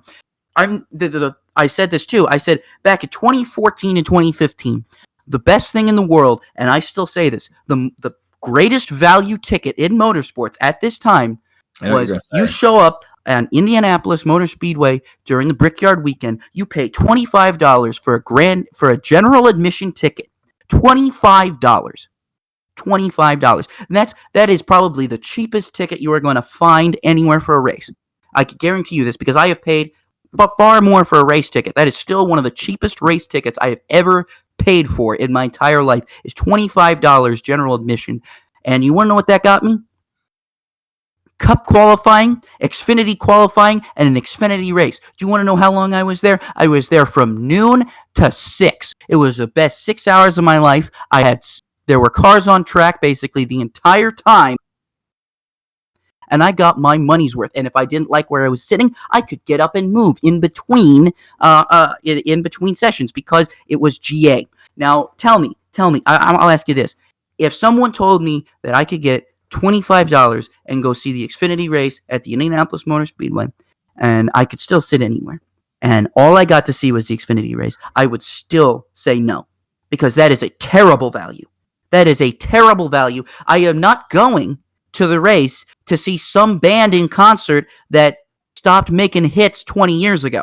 I'm not going to the race for that. I'm going to the race to see cars on track. So you could say it's more expensive all you want, but at the end of the day, you're just screwing fans. You're just screwing the fans. You're taking away potential profit from the racetracks, and as a result of taking potential profit away from the racetracks, you're taking profit away from the series as a whole, because those racetracks are not going to want to. How are those racetracks going to make up the difference when they can sell an Xfinity ticket and get a heck of a lot more people there who want to see Cup qualifying, Cup practice, and whatnot, and even more? And even maybe an ARCA race too. Who knows?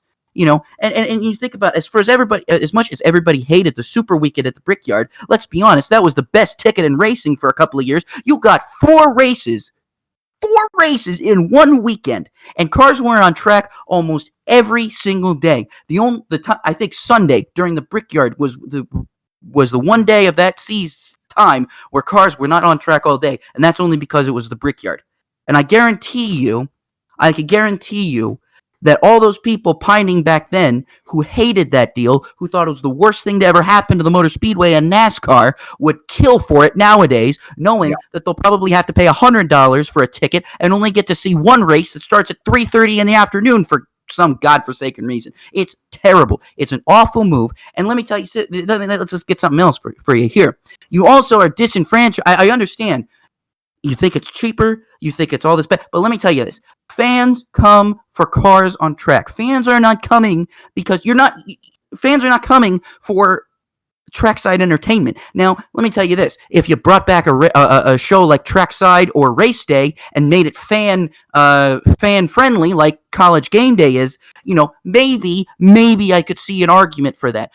I could maybe see an argument gave the fans something actually having to do with racing before the race. But the fact is, you're not going to give the fans anything to do with racing. You're going to probably throw some crummy concert, some magic show, maybe, a stunt jump by some Evel Knievel wannabe. I don't know. But none of that sounds exciting to me. I would rather watch cars run practice laps than watch that. That's just me. That's just how I feel about it. And no, it doesn't create more parity. I would rather see the fastest car out there make a mistake on pit road and have to go all the way back to the rear end of the field than see some gimmicky formula determine that the fastest car in the field has to start 20th because of where he's finished the last 3 races.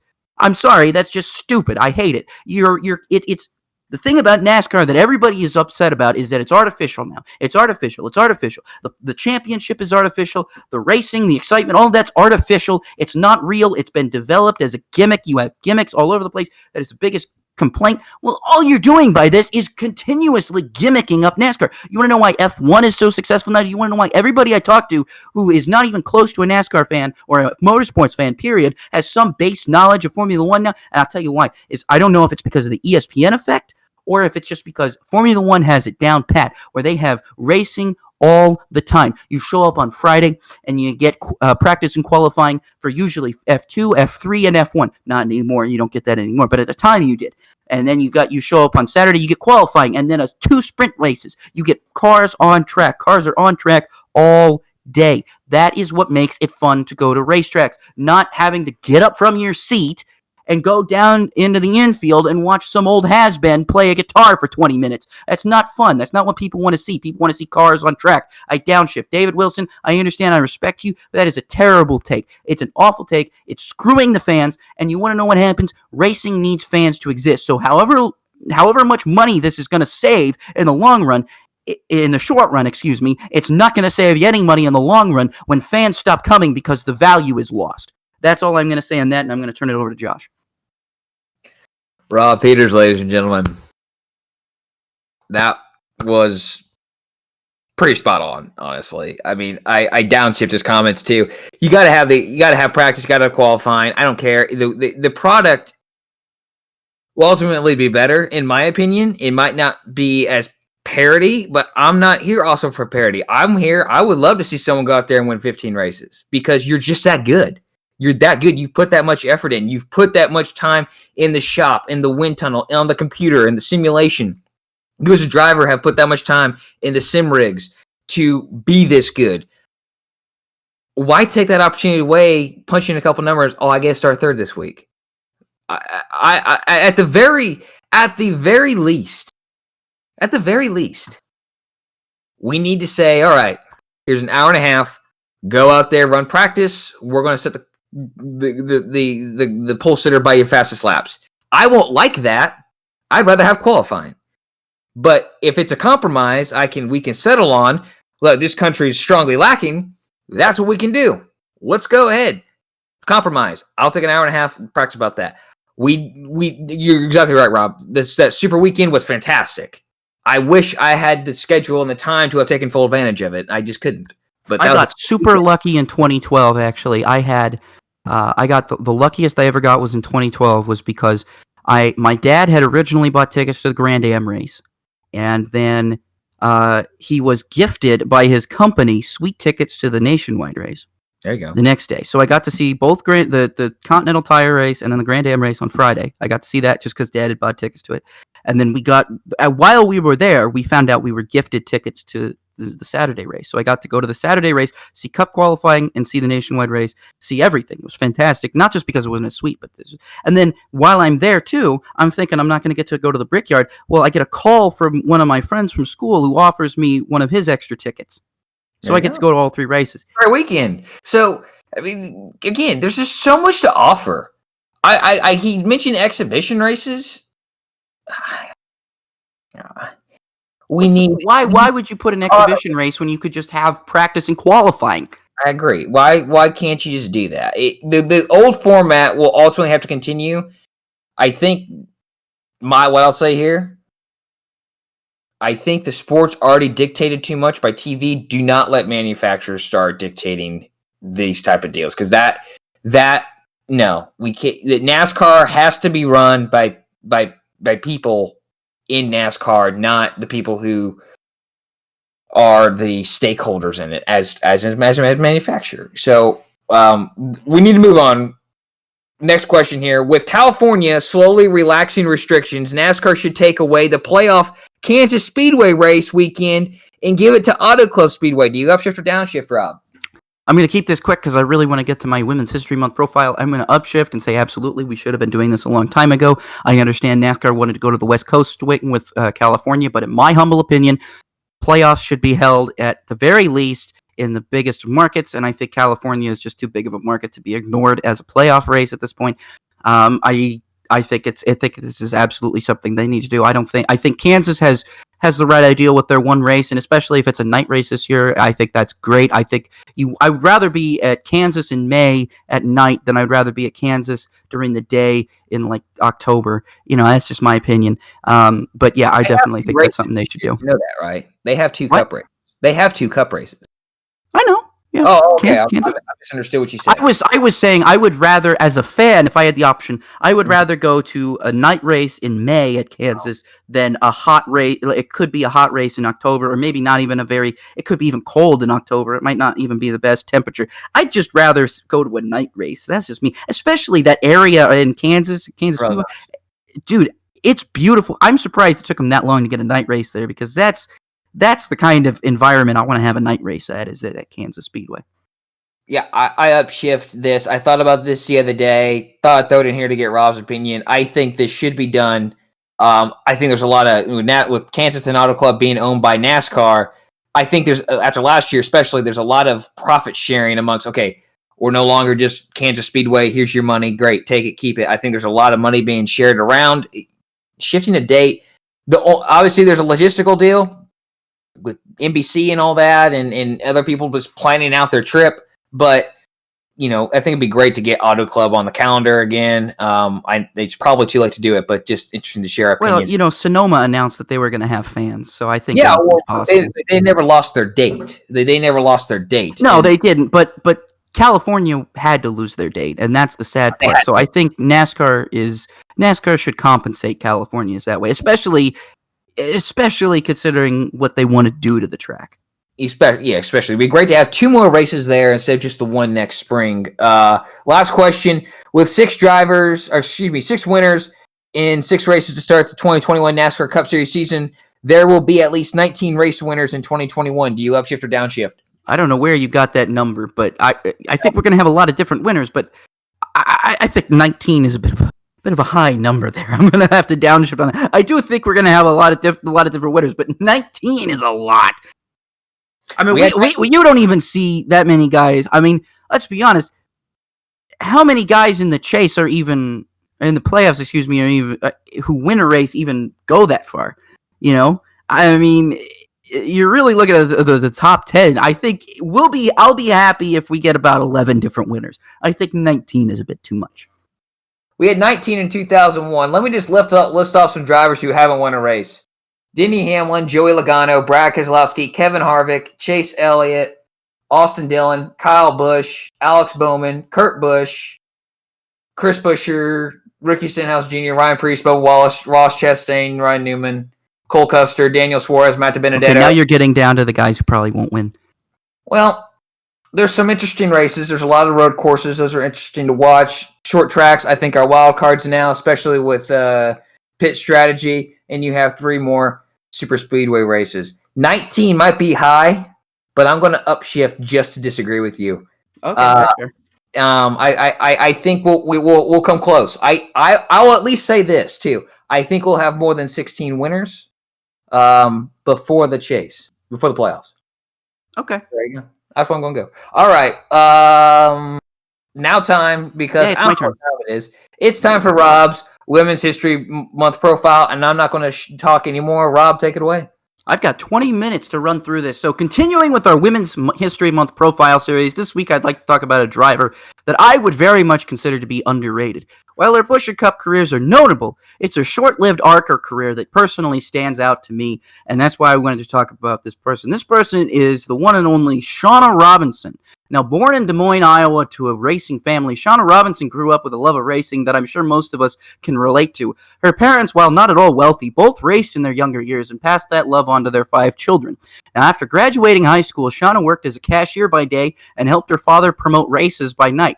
Now, her father, who was a race promoter after he was a racer, he ended up actually helping Shawna get her start in racing. Now, learning about Shawna Robinson was very interesting because her start in racing was much unlike any else I've ever seen. So her first race was a tractor race at Toledo Speedway, where she finished. I couldn't imagine the. That's great. Her first race was a tractor race at Toledo Speedway. And Shawna's career beginnings are vastly different than most other drivers who end up at NASCAR because her first major professional racing was done in semi-truck racing. Now, they call this the Great American Truck Racing, I think they call it. And essentially, it was from the videos I can find on it. It's like a combination of tractor pulling and drag racing, if that makes any sense. So they're not like pulling anything, but they're drag racing, but they're also drag racing around an oval. It's very interesting, this racing series. But I guess Shawna Robinson went on to actually just compete in semi-truck racing, period, like around other circuits. So much so, and I'm talking about like, and this kind of racing, this is the stuff that you see at 4 a.m. on MAV TV. I'm serious. Yeah. This is kind of stuff. This semi-truck racing, that's popular in Europe. In fact, it's so popular in Europe that Robinson actually traveled to Circuit Paul Ricard in France to compete in a semi-truck race there. Fun fact about that. In like 87, or no, not early 80s, I guess.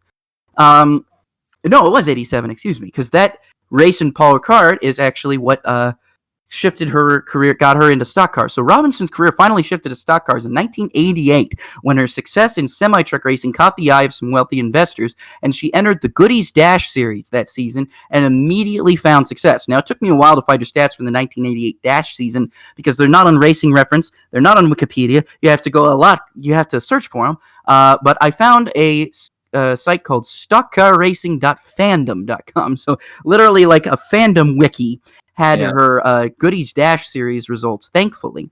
And according to that, she finished 3rd in the championship, won Rookie of the Year, had 1 win, 7 top 5s, and 10 top 10s. Now, her first career win came at the new Asheville Speedway. Now, you've talked about Asheville-Weaverville Speedway before, I know, on the show.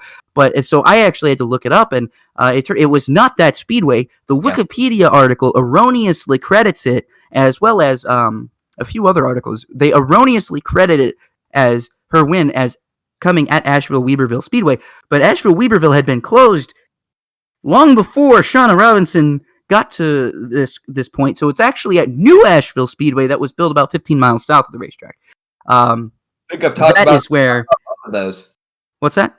I've talked about both of those. Yes, you have. And so that is actually where her first career win came at in the Goodies Dash series. So a very impressive 1988 season in the Goodies Dash series. And then she followed that up again with the same an even better season in 1989. But she did again finish 3rd in the championship, but notched 2 wins at Lanier and Myrtle Beach while grabbing 10 top 5s in a 15-race season. How about that? Them for stats. That's pretty good. On the heels of her Goody's Dash Series success, she moved up to the Busch Series in 1991, but had difficulty finding sponsorship and quality rides. She started 4 races in 1991 in the Busch Series, failing to qualify for 2. Her best finish came in her first race at Rogemont, where she finished 15th. So Orange County, by the way. Or it's Orange County, for those of you who don't know. Orange County Speedway? Okay. Racing Reference had it credited as that. You got to cut me some slack because it's kind of hard to find Busch Series results and Goody's Dash results. It's so much easier to find Cup results and stuff like this. Busch Series and Goody's Dash stuff, those results. In fact, even in ARCA, there's a few stats here that I'm actually kind of disputing here and there about Robinson, because Racing Reference has him as one, Wikipedia has him as another, and then that same Stock Car Racing Fandom has it as another. I'm not sure where certain, so I usually omitted those facts. But anyway, but what I'm saying is here, this is where you're going to start to see the turnaround with Robinson, because Shawna Robinson has always been considered, at least at the time, and by many other drivers, as to be one of the most talented drivers and prospects of the 90s. Quite literally, one of the most talented prospects of the 90s. The problem was, as has been with every female driver before her and even after her, is funding and finding those good teams. Like we talked about last week with Patty Moise, qualified second in her first race, engine blew in the first lap. What are you going to do? No amount of talent can prevent that from happening. And the problem is, Shawna Robinson here, her career is a lot like other drivers that had so much talent, but then once they made the move up into the Busch Series or in the Cup Series, they just could never get with the right team, and it just tarnished the majority of the racing career. And so Robinson's 1992 Busch Series campaign was a bit of a mixed bag. She started 13 races for 3 different teams with a best finish of 11th at Volusia County and Michigan, so she finished both races in 11th place. Now, despite not running a full season in 1992, she did finish second in Rookie of the Year standings, losing out to Ricky Craven, who did run the full season. Now, this is the second time I've heard the name of Mike Laughlin, the first being last week during last week's Patty Moise profile, but I suppose he could be credited with really helping not only Moise get more seat time, but also giving Shawna Robinson a full-time Busch Series drive for 1993. So driving the number 35 Polaroid Chevrolet, sometimes an Oldsmobile or Pontiac, for Mike Laughlin, Robinson attempted the full 1993 season with... Now, this is where things get weird. One source has her not attempting the fall race at Richmond. Another has her not attempting the spring Charlotte race. But both of them say she either DNQ'd or didn't show up for, wasn't entered. I don't know. But she has officially... I would always defer stuff to Racing Reference. That's what I did. This is what Racing Reference said. I did defer this to Racing, so I'm using what Racing Reference has. So she didn't show up to the fall race at Richmond, and she DNQ'd 2 other races, but she had 13 DNFs and an average finish of 27.2, so it's safe to say Laughlin's cars were not the best in the garage. So, and I say that because of those 13 DNFs, that 13 DNF sounds huge, right? Here's the thing. Only 4 were caused by an accident. 9 others were caused by an engine failure, a clutch failure, or a brake line problem. Mechanical. Yeah, a mechanical problem of some kind. So you could tell this Mike Laughlin guy had good intentions, but could not build good cars. And so driving, clearly. And so Shawna Robinson had no choice, but she left Mike Laughlin's team in 1994 and moved to Fury Racing, which is one of the teams that she had run a little bit of the 1992 season with. And so 1994 got off to a roller coaster start. So she failed to qualify for the season opening race at Daytona, but then bounced back a week later at Rockingham and started second. However, her race would end quickly after an accident around the 60-lap race point of the race. But then she goes into Richmond, has a pretty solid day, not the best day. She started 11th, finished 23rd, I think. But then she went on to Atlanta. Now, this is a very historical point that I want to make, and another reason why I don't personally like Mike Wallace all that much. And I didn't like Mike Wallace all that much before he said all the crazy stuff that he said earlier, late last year. But this was really the number one thing that said Mike Wallace is maybe not the best guy. And this is why, because She started on the pole. She became the first female driver in Busch Series history to start first. However, Mike Wallace infamously called his shot and stated his intent to wreck Robinson as soon as he could. Now, I'm serious. If you watch, you can watch the footage of this. This is on YouTube. It is very interesting to watch. Mike Wallace has no regrets. I don't know why, but he had a vendetta against Shawna Robinson for one reason or another. Mike Wallace did not like Shawna Robinson. I don't know why. Because her career in the Dash Series said she's a very good driver. I'll give everyone one guess. Yeah, you can, especially since Mike Wallace he's one of those old thinkers, I guess. And so Mike Wallace says he's going to wreck him. So on the race start, Mike Wallace decides he's going to make it 3 wide into turn 3. Guy doesn't lift. Seriously, look at this. Look at this footage. Guy does not lift. He's just full send in turn 3. Car drifts up the racetrack and hits Shawna Robinson and Joe Nemechek, who are racing side by side normally for the lead. Wallace just flies in and wrecks both of them, right? So Nemechek climbs out of his car and he talks to me and he's furious. Joe Nemechek is probably more upset than Shawna Robinson was. Joe Nemechek is unbelievably mad. And I don't blame him. Shawna Robinson kind of is able to collect herself a little bit better. Josh, your mouth is open. I think you're looking at it. You can't believe it. I'm watching like the GIF version of the video, so because it doesn't play. I'm like, oh, this is absolutely insane. Yeah, Mike Wallace straight up said he was going to wreck her, and did just that. And Shawna Robinson, this is really a turning point in Shawna Robinson's career because after this, her 1994 season was just never the same. And I really think, I would imagine that would probably affect you quite a bit, that your fellow competitor just decides you're not good enough to be out here and just wrecks you and someone else. And if I'm Joe Nemechek, I'm probably even more mad. And I understand why Joe Nemechek was as mad as he was, because let's think about it. You're an innocent bystander. You are just trying to race the leader for the race. You don't care who's in that car. And Shawna, again, Shawna did nothing wrong. Shawna, that whole first lap is giving Joe Nemechek room. She's racing him clean. They're having no problems. And then here comes Mike Wallace with a bullet without feathers and just flies in there and wrecks them both. Of course, Joe Nemechek was going to be mad. It's a miracle Shawna Robinson wasn't as mad as she was, but I think it did affect her. So she was released from her ride after 9 starts, 7 DNQs, and a best finish of 10th at Watkins Glen after the 1994 season. So after this, she's like, all right, I'm just going to take some time, get away from racing for a little bit, rebuild. She gets married in the 1994 offseason. She marries a NASCAR engine builder by the name of Jeff Clark, whom I believe she is still with today. And she decides to return to the Busch Series for 1995. She is with a team called Colburn Racing. And I had to look this up because as soon as I saw number 1999, I remembered. I was like, didn't Danny Sullivan enter car number 99? Not the same team. I thought it was. Again, I always keep thinking that these teams, like I thought last week that Buddy Baker was Patty Moise's teammate. That wasn't the case just because the cars look similar. This week I look on Racing Reference. I see a number 99 Pontiac was entered. And then it's like, wait a minute. Didn't Danny Sullivan race a 99 Pontiac and attempt the Brickyard in 95? Yes, he did. Different team. Anyway, point is, so Colburn Racing. And so she gets this deal to run the Busch Series of Colburn Racing, but she also has a deal to run the Daytona 500. But that team was underfunded and ill-prepared, leading Robinson to DNQ after a 26th place finish in her qualifying race. Colburn Racing in the Busch Series, 4 starts, 4 races, 2 DNQs, and Robinson decided after that point she was going to take a sabbatical from racing and start a family. And so she does this. And in the meantime, she starts an interior decorating business during her sabbatical that she still actually runs to this day. Fun fact. You can actually go and find it. It's a little bit different. I think it's called Happy Chairs too. She refurbishes chairs now and other parts of furniture and sells it. It's very good business. She's a very good businesswoman.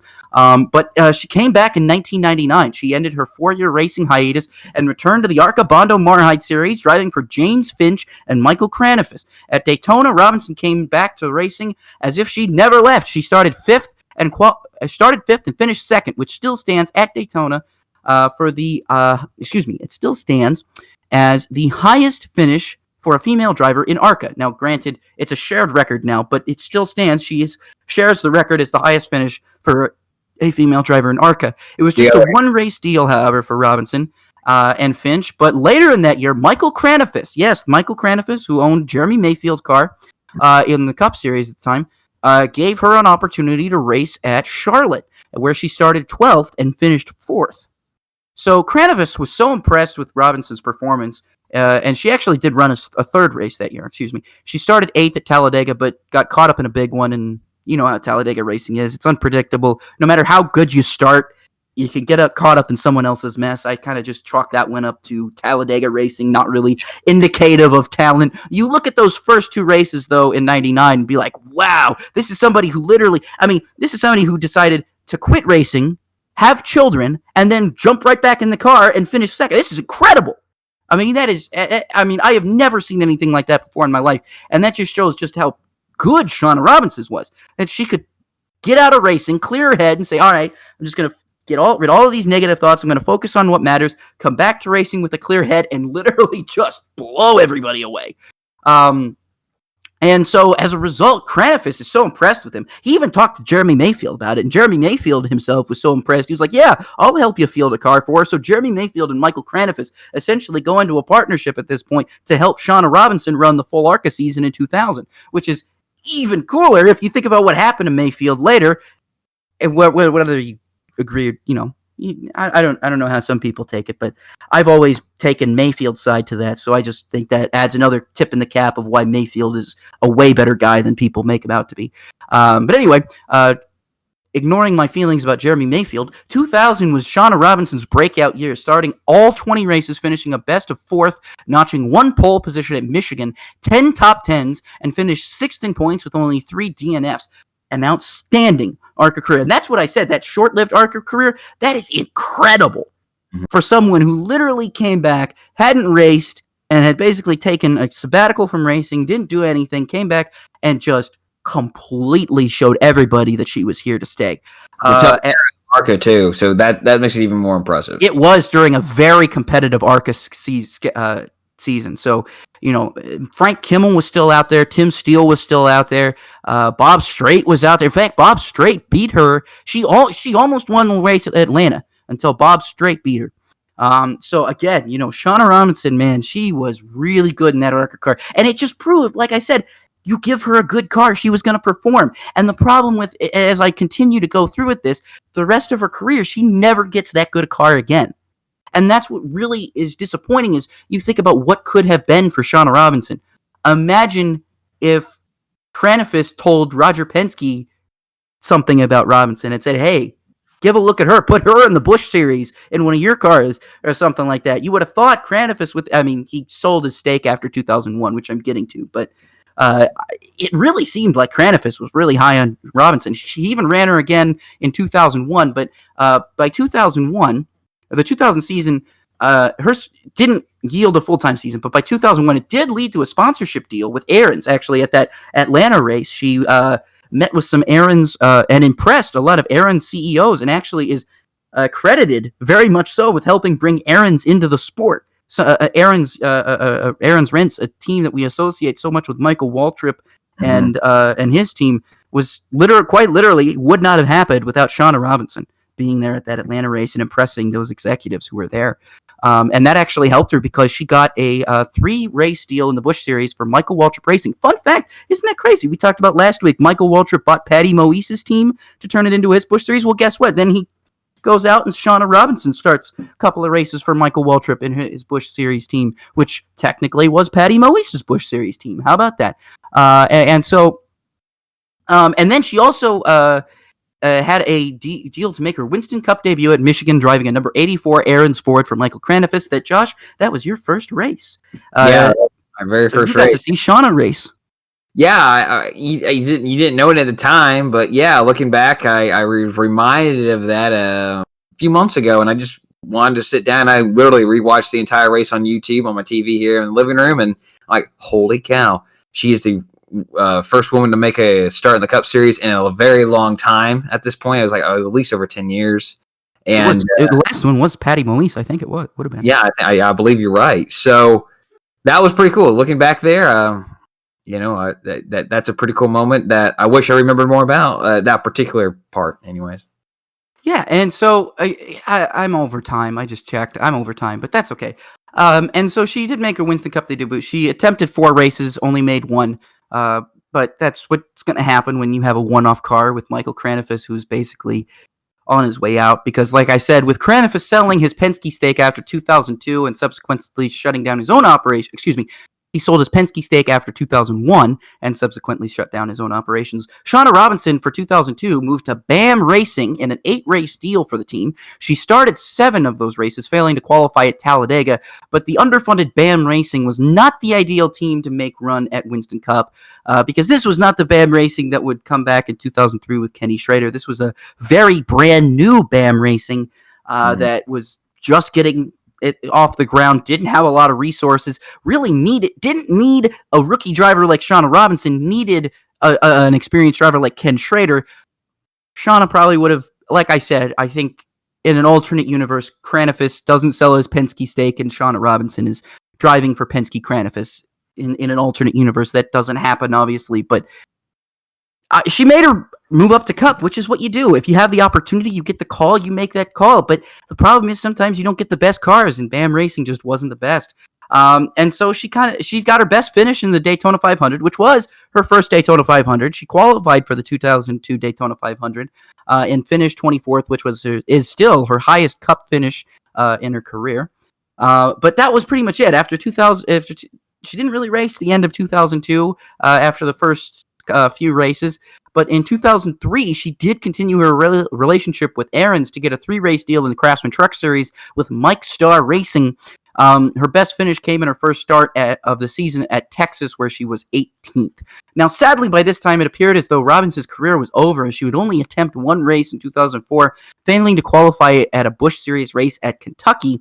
But then she signed with Keith Coleman Racing to attempt the full 2005 NASCAR Busch Series season, but left after 8 races, citing sabotage by her own team, and she refused to be a start and park driver, and as a result has not raced since. In fact, this was very, very controversial at the time because Robinson was just quite simply convinced that they were changing her crew chiefs around to give her the worst possible crew chiefs in an attempt to sabotage her career. She was convinced that drivers were focused more on her weaknesses than her strengths, which is very possible. It's very unfortunate that this happens, and is reason why I wanted to highlight this is because I think about what Shawna Robinson could have been without the sexism that she encountered in her career. And I really, like I said, I really, really think she could have been a Busch Series winner and had a very moderately successful Cup career, maybe one akin to Danica Patrick, not very successful, but still, top 10s and pole positions, which I think she was more than capable of, especially she showed that in the Busch Series and in the Dash Series. And so, but, after racing, Robinson has been regarded as one of the most talented prospects of the 90s to have not found success. Several other drivers have spoke highly of her ability, and in fact, even according to the Wikipedia page that I was reading, she was even compared to Dale Earnhardt by some in her ability to understand and set up a race car, which is something that not every driver is going to have right off the bat, which is really important when you want to have a race team, or when you have a successful race car driver. Now, something very interesting here is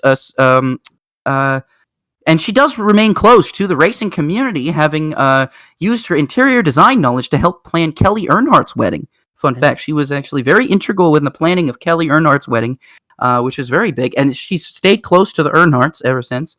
And so, interesting here, sad part here, some sad and happy news, though, I guess, is she was diagnosed with breast cancer, but she has since been in remission of that since 2015. So she is now officially a breast cancer survivor. And Dale Earnhardt Jr. actually has been credited with helping raise money to pay for Robinson's medical bills during her cancer treatment. So it's very impressive. It's very good. Shawna Robinson is definitely been an outstanding driver, person, and role model. And though she might not be at the forefront of NASCAR history, she absolutely deserves to be, simply as a story of perseverance and never give up when it comes to chasing a dream. So Racing Reference, NBC Sports, Stock Car Racing Fandom, and Encyclopedia.com contributed to today's profile. Josh, I know I've gone way over, but that was inevitable. Do you have any thoughts on Shawna Robinson before we jump in what's in the windshield? No, I've in the little research I've done, I've kind of had the same opinion that I think she was certainly cheated out of a really good Busch career. It's Cup career. It's tough to predict what would have happened, but I think she certainly cheated out some good opportunities. She should have been a Busch winner at the very least, and just had more success than she did. So definitely great. Thanks for sharing that, Rob. Are you doing another one next week? Yes or no? Well, I think March is going to end here pretty soon, so I don't know if we're going to do one next week. But I do have to shift into month of May mode, because when month of May comes around, I think I'll be doing some more featured 500s here in a little bit, because there's some 500s out there that I think still have to be talked about. I know I've talked about a lot of them, a lot of the major ones at the very least.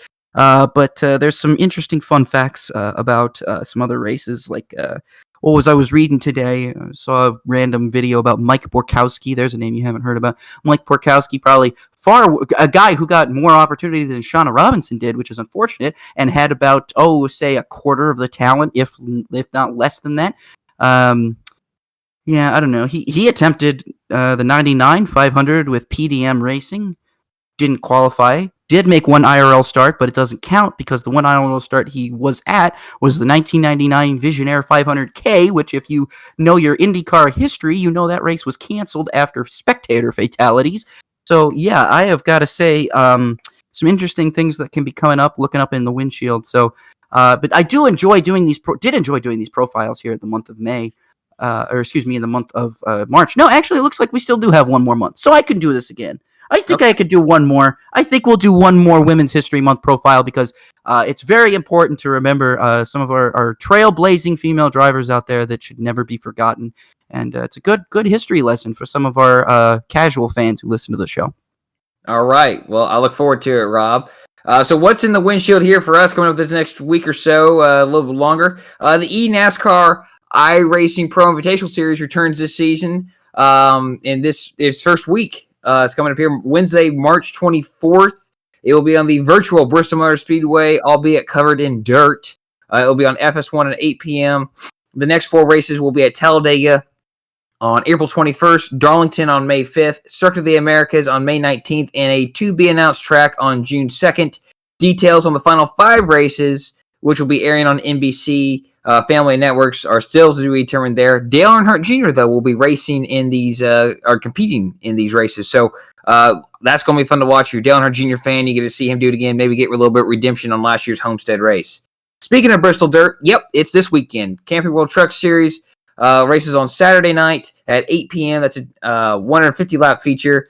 And then the Cup Series is on Sunday. That's a 250-lap feature. And for those of you who have forgotten, it will be the first NASCAR Cup Series race on dirt since September 30th, 1970 at North Carolina State Fairgrounds. The Cup Series race will go green at 3:30 on Fox. IndyCar is creeping closer here. We can't get soon enough. We can't wait to see Jimmy Johnson and Romain Grosjean make their American Open Wheel debut on April 18th at Barber Motorsports Park in Birmingham, Alabama. Rob, I know you're just itching to get that going. The WeatherTech I love Formula One. I'm so excited for this weekend, dude. This is going to be fun. But before that, WeatherTech Sports Car Championship takes a very long break here. They don't return until May 16th at Mid-Ohio. They were supposed to be going to Long Beach, but of course that's been delayed due to COVID restrictions not easing up in California quick and soon enough. They'll be racing there in September. As Rob kind of previewed here, the 2021 Formula One World Championship begins this Sunday at the Bahrain International Circuit for the Gulf Air Bahrain Grand Prix. Rob, real quick, what is one thing you're watching for in the F1 season this year? I'm really going to be looking for... I'm really just going to be watching Sergio Perez. I want to see if he's going to perform with Red Bull, which I think he can. I have high hopes for him. I hope to see him on some more podiums this year. I'm going to be watching Haas. I want to see what this team can do in a year where they're going to quit developing the car. What are we going to see about Schumacher in particular? Hopefully it's good. Hopefully he elevates that team. That's what I'm watching. But yours is really good too. I can't wait to watch Checo. All right, so hey, long show again. Thanks for listening. It was worth it. The long show was worth it. You wanted the history lesson on Shawna Robinson. Especially that. It's really worth it. So, Rob, again, thank you for sharing that. I can't wait to hear you next week's one.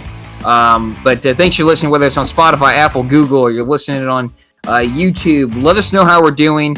We enjoy hearing back from you guys. Rob, you can follow Rob on Twitter at RPEETERS33. You can follow me on Twitter at roller_01. That's ROLLER_01.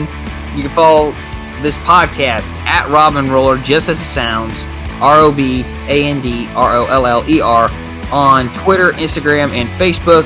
Racing with Rob and Roller on YouTube.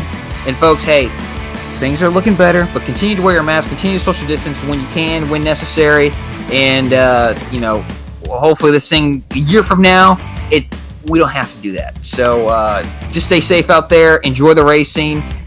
For Rob Peeters, I'm Josh Roller, and this was the Racing with Rob and Roller podcast. Have a great week, everybody.